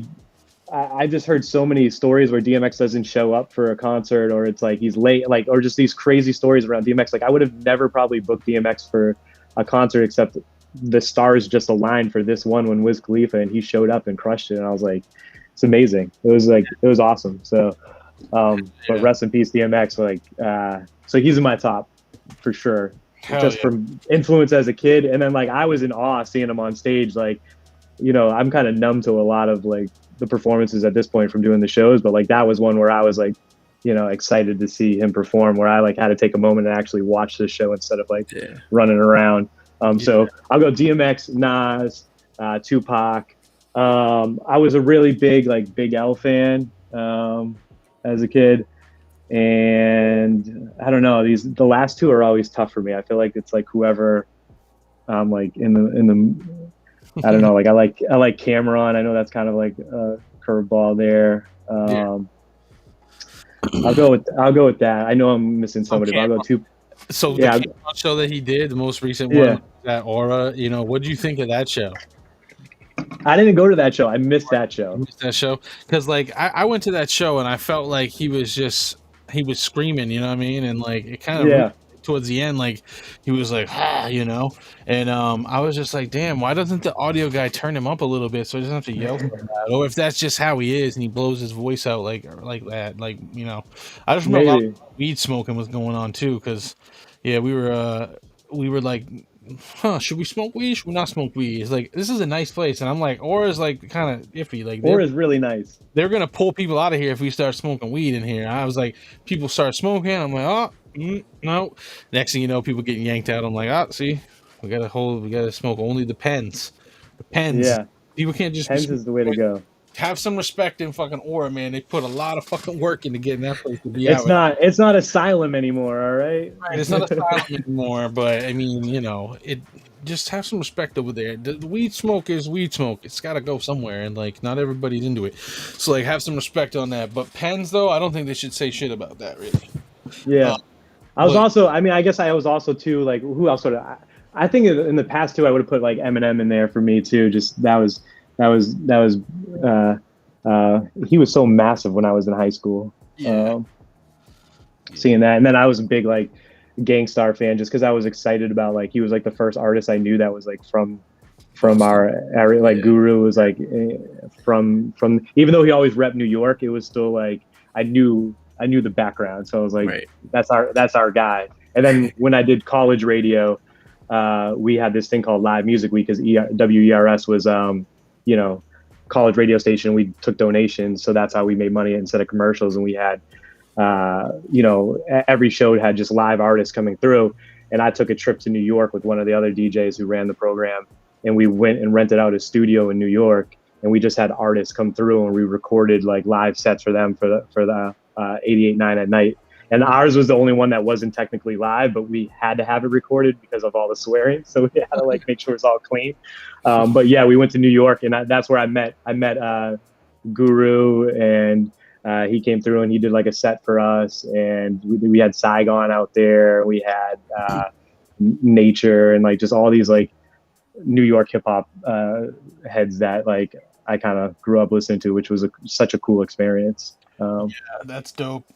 Fucking Guru is one of the best of all time, man. Mass Appeal, so sick. Legendary. Yeah, I use my biggest regret is like there's like video on, like, I have like stacks of DV videos from like that time, like the mini DV like things. Like I need to go through all. I don't even know how to play that stuff. Like I got to find a mini DV player, but I know that I have like some good footage on there from some of those sessions, and it would be cool to go back and look at some of that stuff. There's also probably some weird party stuff on those videos too that'd be interesting to see. Speaking of Gangstar though, they at this point in time still have 2.5 million monthly listeners on Spotify, so that's crazy. It's pretty crazy, yeah. And Full Clip has got 86 million plays, so I mean that's cool. I'll sneak that. Like I'll sneak, as mainstream as we are, when we do Throwback Thursday, I'll still sneak in like some of the Gangstar cuts here and there, just as like I'll sandwich them between some more popular songs, but I'll sneak in the Gangstar cuts just as like treat myself type deal. I'm like, somebody out there listening right now is like, oh shit, I can't believe you played that. Yeah, definitely me. I love to hear that. Anytime I hear any Gangstar on the radio, matter of fact, when I was down in Boston, I heard Gangstar on the radio on 2 of the noontime mixes. Which was sick. I was like, oh yeah, here we go. And they actually had this, what is it, new song that they did or whatever, where they got the Guru's son in it. Yeah, he's in the video. Yeah, he's doing the video for the part, or like whatever, the Founders or some shit, founding. Mix. That's dope too, man. I like how they rework shit and they put it back out for like the new feel, and they put his kid in there rapping. It's pretty dope. Justin, you seen that? Have you saw that? No, I haven't seen that one yet. I'll have to go check that out. It's still Guru rapping, but he just plays the part in the video, right? Yeah. And he looks just like him, which is it's crazy. But yeah, I remember that just coming out because Big Shug actually follow each other on Instagram, so because he does a lot of shit down there in Massachusetts still right now for music, and they are putting on stuff. They just had a block party out there with Capadonna and some other people from. I was gonna say, was that in Worcester? Yeah, I think so, dude. Yeah, it was like this weekend. Yeah, well, that's where I grew up. So I saw people posting like Block Party with Capadonna headlining. I'm like, that's random but cool. I think it was like it was like today or yesterday, right? Yesterday, I think. Yeah, they were raising money for that art space or whatever the hell that shit was down. So yeah, shout out to them because that was kind of cool to see that they were out there. You know, because like you don't always get to see that Wu-Tang. We were trying to go to the Wu-Tang show that was going to be at Mohegan Sun July 22nd, but it's like it's been postponed and now they don't have a date, and we're like, fuck, you know, because like I would have went to that. I haven't seen Wu-Tang ever, and I feel like we're gonna be get to the point where we got to do it now. You know, we got to do it. Yeah, I'm trying to think how many. Like, I don't know how many of them I've actually seen live. I've seen Raekwon, but I mean, I've never seen them all together. That's for sure. I'd love to see that. Raekwon. I saw Red and Meth on tour. Red and Meth would be cool. I'd take that, but their show is at Foxwoods, and it's just the seats aren't very good. What they have left over there for like $100. I want to be in the upper balcony. You know what I'm saying? I want to be down a little bit closer. Yeah. So yeah, I saw Red and Meth. Red and Meth did they opened for that the Hard Knock Life thing. It was them, DMX and Jay-Z. So that's when I saw that. I was like 15 or 16 then. Yeah, that's a sick show. Yeah, I saw Wu-Tang at the House of Blues in Boston. I think it was 2019, and everybody was there. YDB was filling in for his dad, obviously. Yeah. But Meth was the only one that wasn't there, and they still played. They still played Method Man, and the crowd rapped all of Method Man's verses. So that was pretty sick. Sick. Yeah. So I would love to see Wu-Tang again. I would love to go see them again. So I'm just keeping my eyes peeled for that. So hint. Reach out to me, come on, whatever. Let's do it. No, but for real, I'd love to see Wu-Tang before they just can't do it anymore. You know what I mean? Right.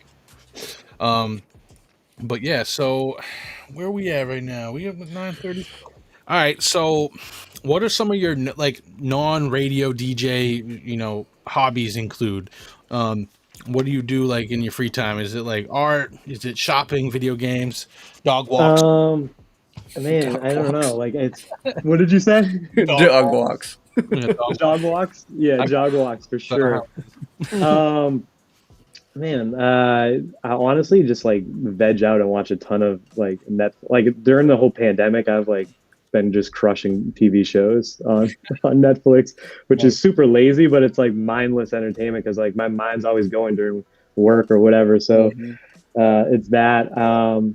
I play basketball every once in a while, shoot around. I used to I played in college for that 1 year and played in high school. So that's still a favorite. Hang out with the dog. It's pretty much it. Like my life is like from going out and partying like 5 or 6 nights a week when I was in LA to like moving to Maine. It's pretty mellow these days. I went out on the pond today and did like a little kayaking. Like that's pretty much it. It's kind of chilled out, but I don't know. Every once in a while I still get the itch to go out and party and like not as like a DJ, just to go out and like have a good, like it's just a different mindset where you're like we went out on Saturday night and I didn't have anything going on. It was like the first time in the Old Port, which is always an experience since the whole pandemic. So I bounce around and like I get a kick out of it. Some people are like, how do you do that? I'm like, I don't know. It's just like I like being around people and the energy of that. And it's also like probably me not being able to leave my work alone. So like I'll go out and like listen to, the music and see how people react to it from like a person in the audience standpoint, or like what type of music are the DJs playing at the bars and, how are the kids that are going to the bars reacting to it. I will say that I went to Oasis last night and I was just like, I'm getting old. Like these kids, everyone looks so young. I'm like, I'm getting so old. Yeah, definitely like used to be out there fucking drinking like every night until I was like 23, and I was going out early because I had that music shit going on. So like I would just I would be in there in the bars like 19 years old, whatever, like open mic nights, whatever, and I'm in there just drinking. So like I started a little early, but I stopped doing that like by the time I was like 26, 27 because like I couldn't stand going out drinking and then like feeling like shit the whole next day, and like no matter it doesn't get easier as you get older. It just gets harder and harder for sure. So, like I can't bounce back the way I did when I was in my like early 20s. Yeah, and it was just too much, and it was like, getting to the point where it's like you're just drinking like whiskey, chasing it with water. You're like, what is this? Like it's too much. Like I'm good. And then like so it's been a while since I actually fucking drank anything. It's been a long time. I think probably like 2010 maybe 11. That's good though. Yeah, I took a break for a couple of years myself too, and it was just like I lost a lot of weight. It was like just a healthy move for me. Yeah, So. yeah, it definitely is. But yeah, not that I'm against it in any way, shape, or form. Like people do what you want, but for me, I just felt like I got run over every time, and it wasn't like it was like from like the get go. Like I would drink and I would do it in excess. You know what I'm saying? I wouldn't just without drinking whenever I'm drinking. I mean, I would just down and then feel it the next day, and it's like I was never like a violent drinker. Like I was just always happy go lucky, whatever. But feeling like shit, puking, all that shit. If you just get to that point, it's like why? So I just stick to the weed. I mean, that's why I'm happy with my life now with like hanging out with the dog. Went to the lake house that my girl's family has a camp, so we like hung out there today for a little bit and like went on the water with the kayaks, and it's like that was like a cool day for me. Like that was like enough action for me. And then I'm just like, and then I'll just crush stuff on like Netflix, HBO Max, like whatever. Like I've been doing there's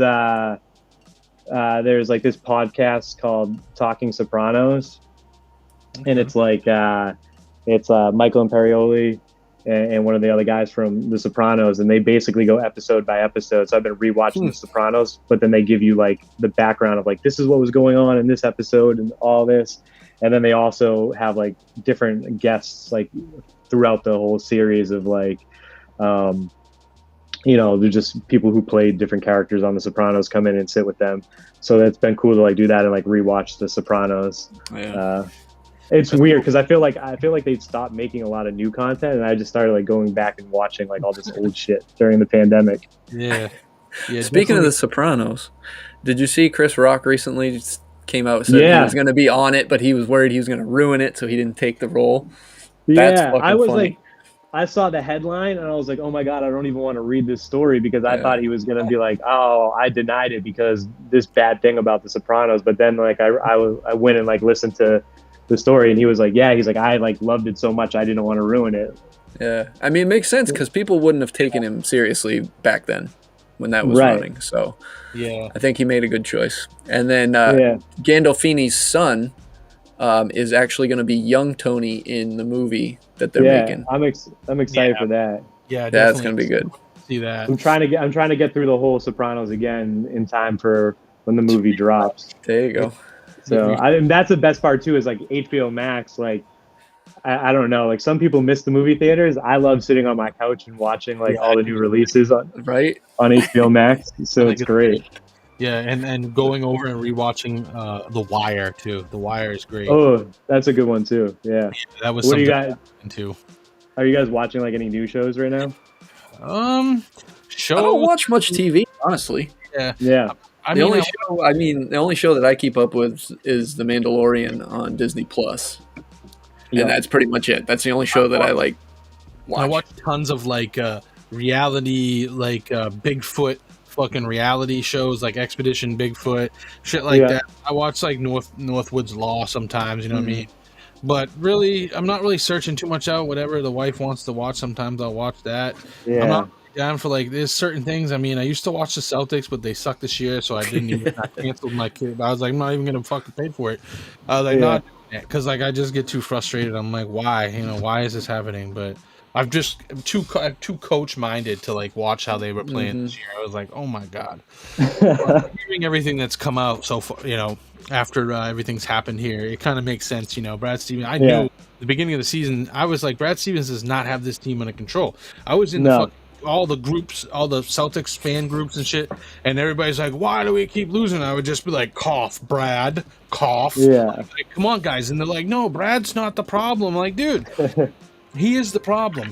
And it's not that he's a bad guy. I'm not trying to badmouth Brad in any way, but it's just certain coaches, 8 years is a long time. You got you kind of peaked out and you got this and that. Yeah, I was gonna say there was a no, but he took there was like a turn. I don't know what the turning point was, but something happened where it I feel like something happened with him and he lost control of the team, like you said. Yeah, I feel like getting Kemba and then having Kemba immediately have those injuries when in Charlotte they were going based on his track record there. He hardly ever game, right? Came to here and then has problems with his knees.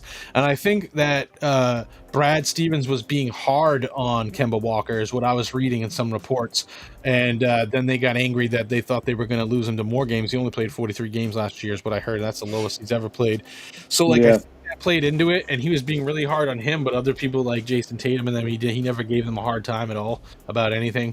So I think he was doing it. He was trying to be more of a vocal, more aggressive coach, but kind of doing it in the wrong way towards the wrong people who, if you ever play fucking 2K GM mode and then you got to answer questions a certain way. If you don't, then I think it was that same thing. He just made some choices that probably weren't great when it came to relating to the personnel as far as coaching. Now, I feel like he might have got over it too, and I don't know. He had his him and Kyrie had their thing too.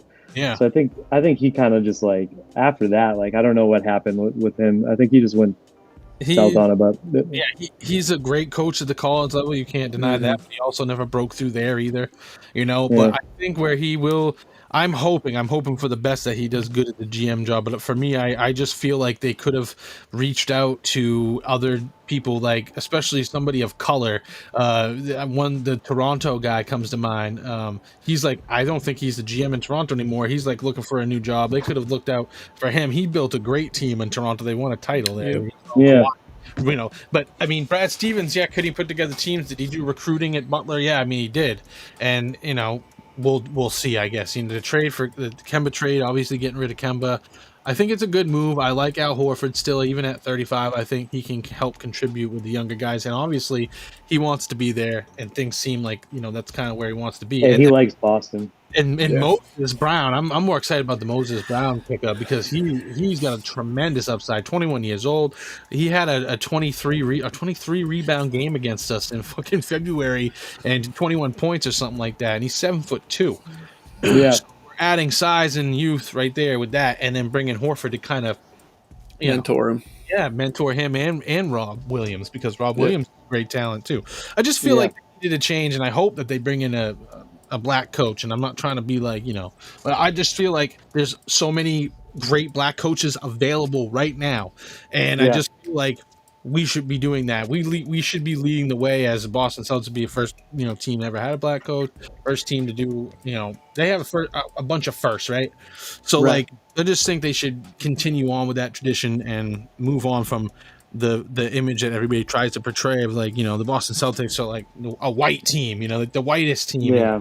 Blah, blah, blah, blah. Well, it's a tough narrative that we have to faced with.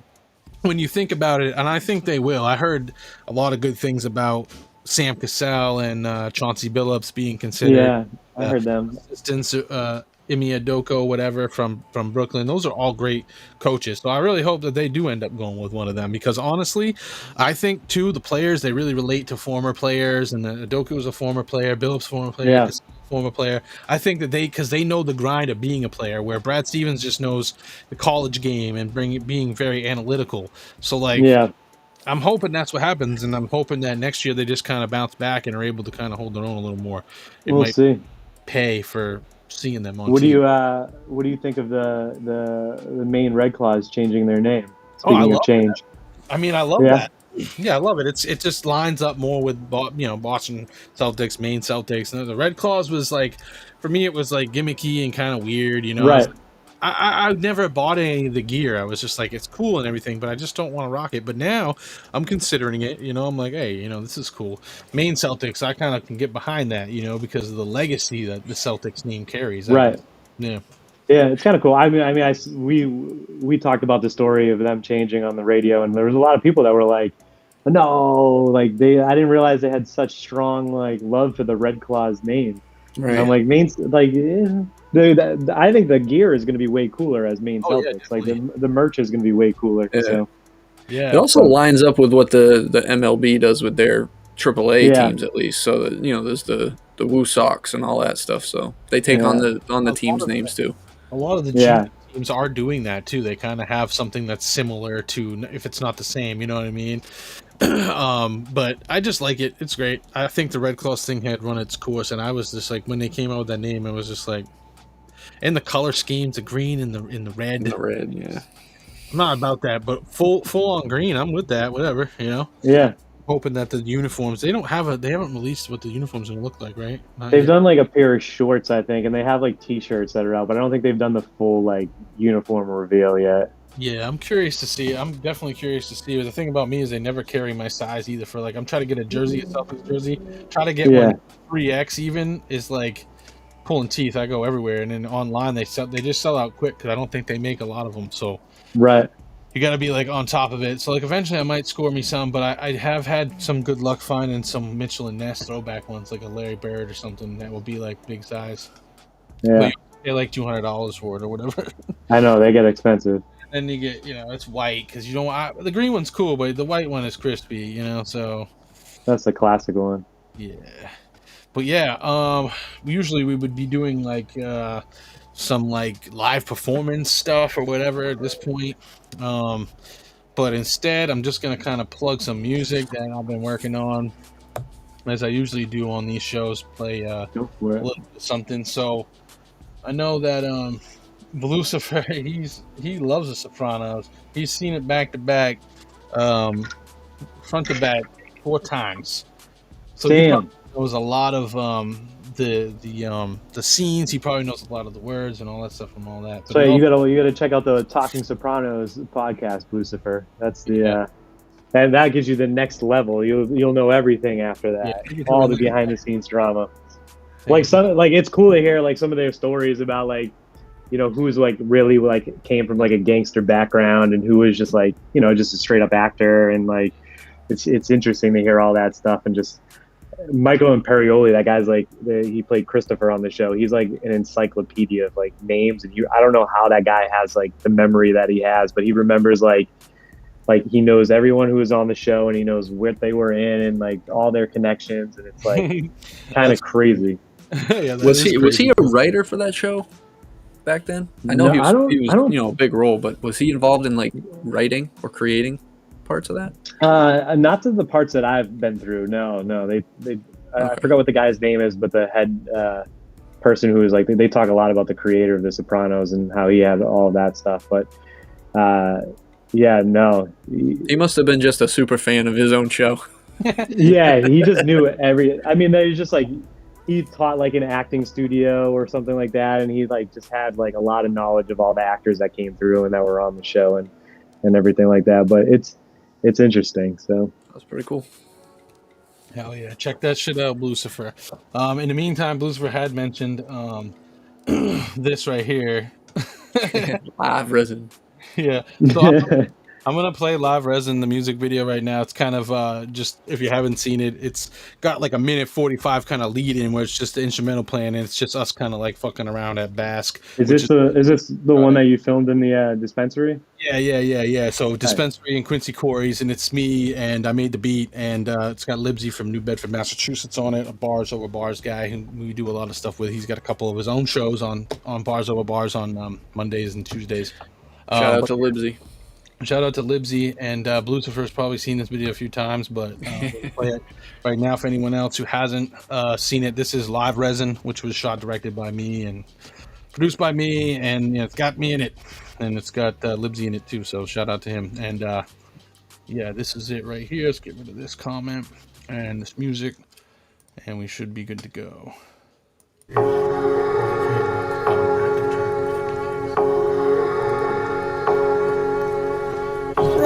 I am now listening to Above Big.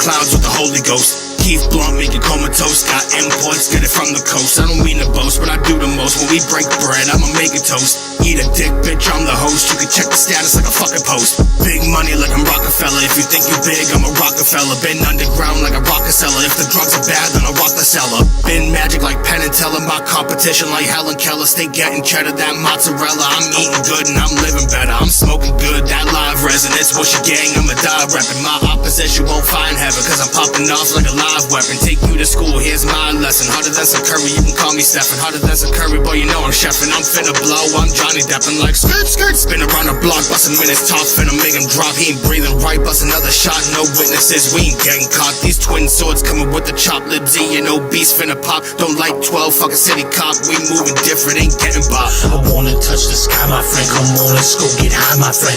Live resin inside my pen. Dabs, damn, I'm high again. I wanna touch the sky, my friend. Come on, let's go get high, my friend. Live resin inside my pen. Dabs, damn, I'm high again. I wanna touch the sky, my friend. Come on, let's go get high, my friend. Live resin inside my pen. Dabs, damn, I'm high again. I wanna touch the sky, my friend. Come on, let's go get high, my friend. Live resin inside my pen.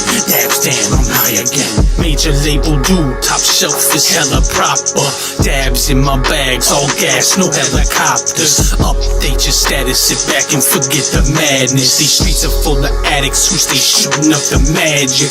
We ain't talking Lakers, son, we just talking fakers, huh? This industry is actors, to me increasing your capacity for peace and war. Yes, I made this beat, now hurry up and feed me more. My open eyes are seeing more, what the fuck am I even speaking for? I wanna touch the sky, my friend, come on, let's go get high, my friend. Live resin inside my pen, dabs, damn, I'm high again. I wanna touch the sky, my friend, come on, let's go get high, my friend. Live resin inside my pen, dabs, damn, I'm high again. I wanna touch the sky, my friend, come on, let's go get high, my friend. Live resin inside my pen, dabs, damn, I'm high again. I wanna touch the sky, my friend, come on, let's go get high, my friend. Live resin inside my pen, dabs, damn, I'm high again.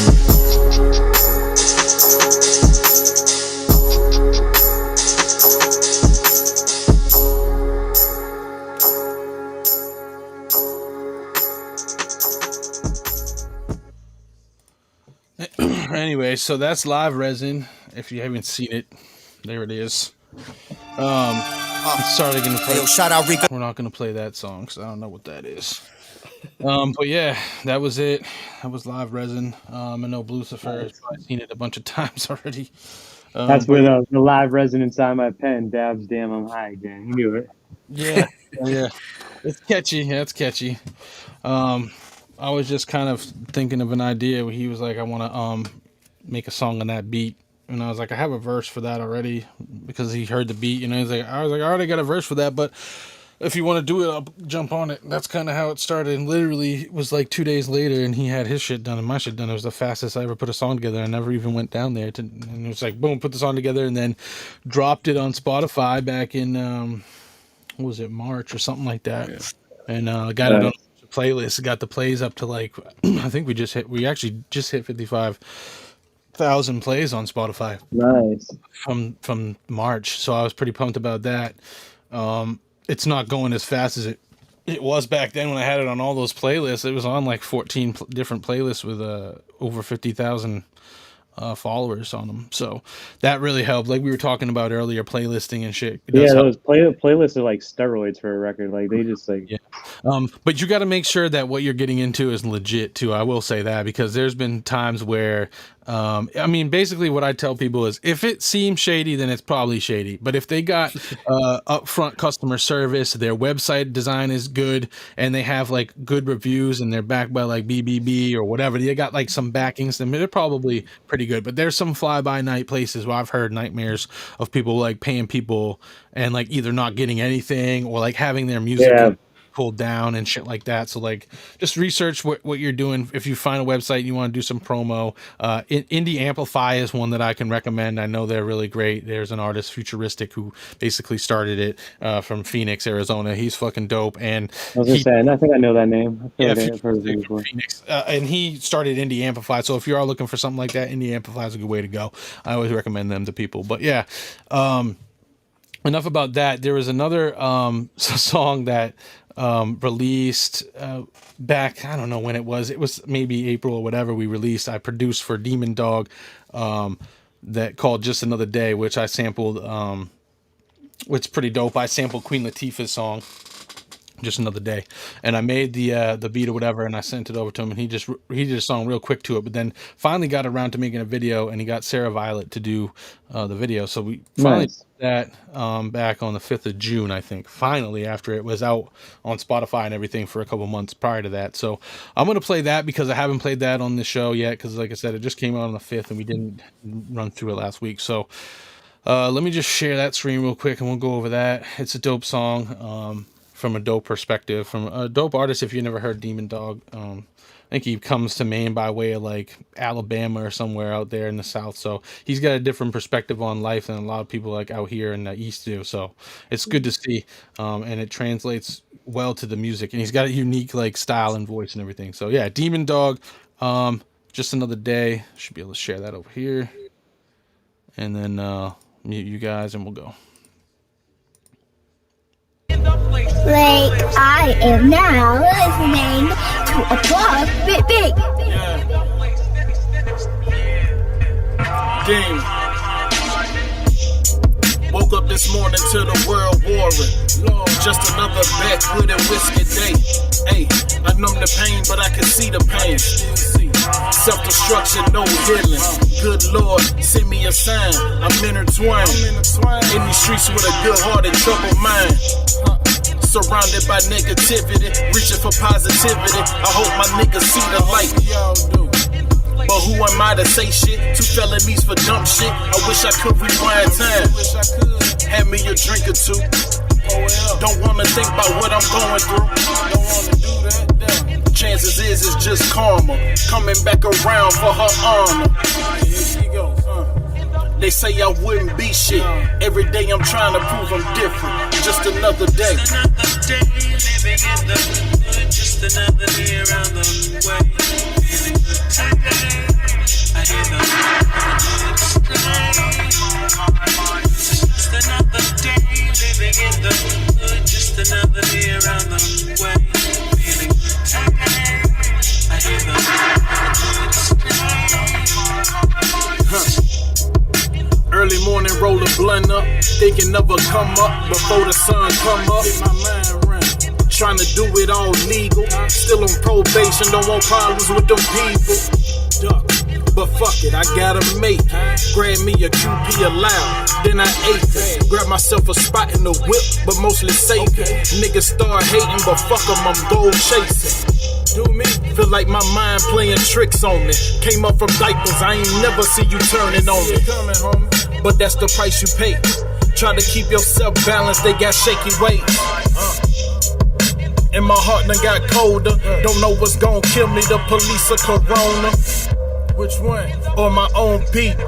They killing rappers lately, I won't stop speaking. Another day. Just another day living in the hood. Just another day around the way. Feeling good today. I hear the birds play. Just another day living in the hood. Just another day around the way. Feeling good today. I hear the birds play. Yeah. Clock ticking, I'm still on the mission. Yeah. I just hope I hit the finish line. I do. And for every dirty deed I did, I hope that y'all forgive me in time. Talking like Mitch ain't got hit, but feeling different. I'm talking to my old heads to find the meaning. They just hit me with riddles. I never understood, but now I catch it a little. Taking rides down country roads, lost in thought, like remember who you do it for. But lately been losing focus. Pistol at the house, debating if I should tote it. Something ain't feeling right. Feeling like bullshit ain't too far behind. I feel it coming, but I gotta keep it pushing. Me, myself, and I is who I groove with. Just another day. Just another day living in the hood. Just another day around the way. Feeling good today. I hear the birds play. Just another day living in the hood. Just another day around the way. Feeling good today. I hear the So yeah, that's that song. Which Dope. yeah, I was like, I love the way the video turned out. I love how she got him like making breakfast and everything. I was like, that is so awesome. He's cracking the eggs in slow motion, and they got the old dog in there and shit. It was like, she crushed that video. She raps too, right? But yeah, she did. I don't know if she still is, but yeah, she definitely did for years and years. But she's mostly doing like lots of music videos now. But yeah, she was like exposing them for a while. Yeah, I remember that. One of Shane Rise's like best friends actually. So. Yeah, it was pretty cool to have her direct a video that I made the beat for. I was like, hey, that's cool. I was like, she was like hitting me up for asking me questions like, can I cut it short, like right there at the end, cut it right at the gunshot and shit, and just like let it go black and everything. And I was like, yeah, of course, like cut whatever you need off the fucking song. If it's gonna be artistically fucking dope, then yeah, hell yeah, do it. But yeah, so I mean, that's what that one is, and then I promised Libsy that we'll play his new video that I directed, but he made the beat. He did everything else. I just made the video. It's called Pronoun. It's coming off of like his album Dream 4, whatever. That's Dream Forever. That's coming out, or it hasn't dropped yet, but I think it's coming out pretty soon. But this is the lead single off of that album. And if we've talked about Libsy before plenty of times on the show, and he's helped co-host and all that other stuff, so he's familiar with everything here. But we know that Libsy, over the past this whole pandemic time, he's been releasing a single every single Friday. He's been dropping a fucking single. So like for us, we're like to have a project that kind of flows together is pretty cool that he's actually dropping one of those finally, because we've just been hearing a single every Friday that drops, and I've been featured on a couple of them and vice versa, and other people that we work with. But still, it's cool to see he's putting together an album. This is called Pronoun. It's the first single off of that project, and I've directed it. I went down to New Bedford, and we went to this place called Fort Tabor, which is out there. It's just an old fort, and it's kind of like if you ever been out to Peaks Island where the battery is and this graffiti and shit like that. Yeah. It's just like that. It's very similar to that. And we found a dope spot inside there and a couple other spots around town to shoot this video. I had never been to New Bedford in my life, so it was all a new experience for me. I had the drone. I got a bunch of shit done that when I was out there. So it was like I had the family with me and everything, so we were able to kind of make it a thing. So anyways, this is how the video turned out. He dropped it 2 days ago. So yeah, this is Pronoun.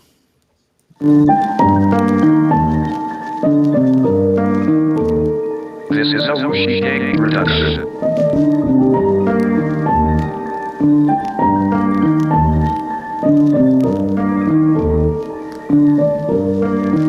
You know I do it on my own now. Few chains and a gold crown. Asking where the hood at, homie, it's the old town. Killing new school flows with an old sound. Homie, I'm a go, but they don't really like that pronoun. Yeah, few chains and a gold crown. Asking where the hood at, homie, it's the old town. Killing new school flows with an old sound. Homie, I'm the go, but they don't really like that pronoun. Acid by the fuck, I've been tripping by the mile. The microphone killer with a wave and a smile. I see future tracks, that's why I got a different style. I'm always early, could've pre-ordered the Bible. I'm viral, link in my bio, you better click it. I got fans so loyal, paying double for the ticket. Ain't been sober in a decade, boy, I'm huffing up a whippet while I'm popping tabs with the label on it, playing cricket. I got fake friends who show me love when it's convenient. When I walk about the room, they always whisper like a secret. So if I'm supposed to love it when you notice an achievement, you can keep it, cause I'm switching up the vibe just like the season now. Push through these beats like a snowplow. Running companies been had the know-how. These rappers that hate, they are so lowbrow. Everybody mad because they know that I do it on my own now. Few chains and a gold crown. Asking where the hood at, homie, it's the whole town. Killing new school flows with an old sound. Homie, I'm a go, but they don't really like that pronoun. Yeah, few chains and a gold crown. Asking where the hood at, homie, it's the whole town. Killing new school flows with an old sound. Homie, I'm the go, but they don't really like that pronoun. Yeah, been a spitter since the jump. Got a shorty riding shorty, she a killer with the pump. If you pulling up where am I ain't doing just a bump. We ain't never fucking with you if you ever fuck with Trump. I got that type of energy to energize the planet. Boy, I'm manic with the bars, I'll put the city in a panic. Moving like a jet plane, I'm fly with the transit. Catch me at the finish like I'm Smokey and the Bandit. Yeah, they don't fuck with how I get it, need a medic, cause I'm leaving every rapper beheaded. I got fire in my DNA, I think it's kinetic, because I burn on every venue and I like the aesthetic. I'm with a few people that blow clouds and smoke loud. You smoke Reggie, your mom must be so proud. You do shows and you perform for no crowd, and they still mad because they know that I do it on my own now. Few chains and a gold crown. Asking where the hood at, homie, it's the whole town. Killing new school flows flows with an old sound. Homie, I'm a goat, but they don't really like that pronoun. Yeah, few chains and a gold crown. Ask her where the hood at, homie, it's a old town. Killing new school flows with an old sound. Homie, I'm the goat, but they don't really like that pronoun.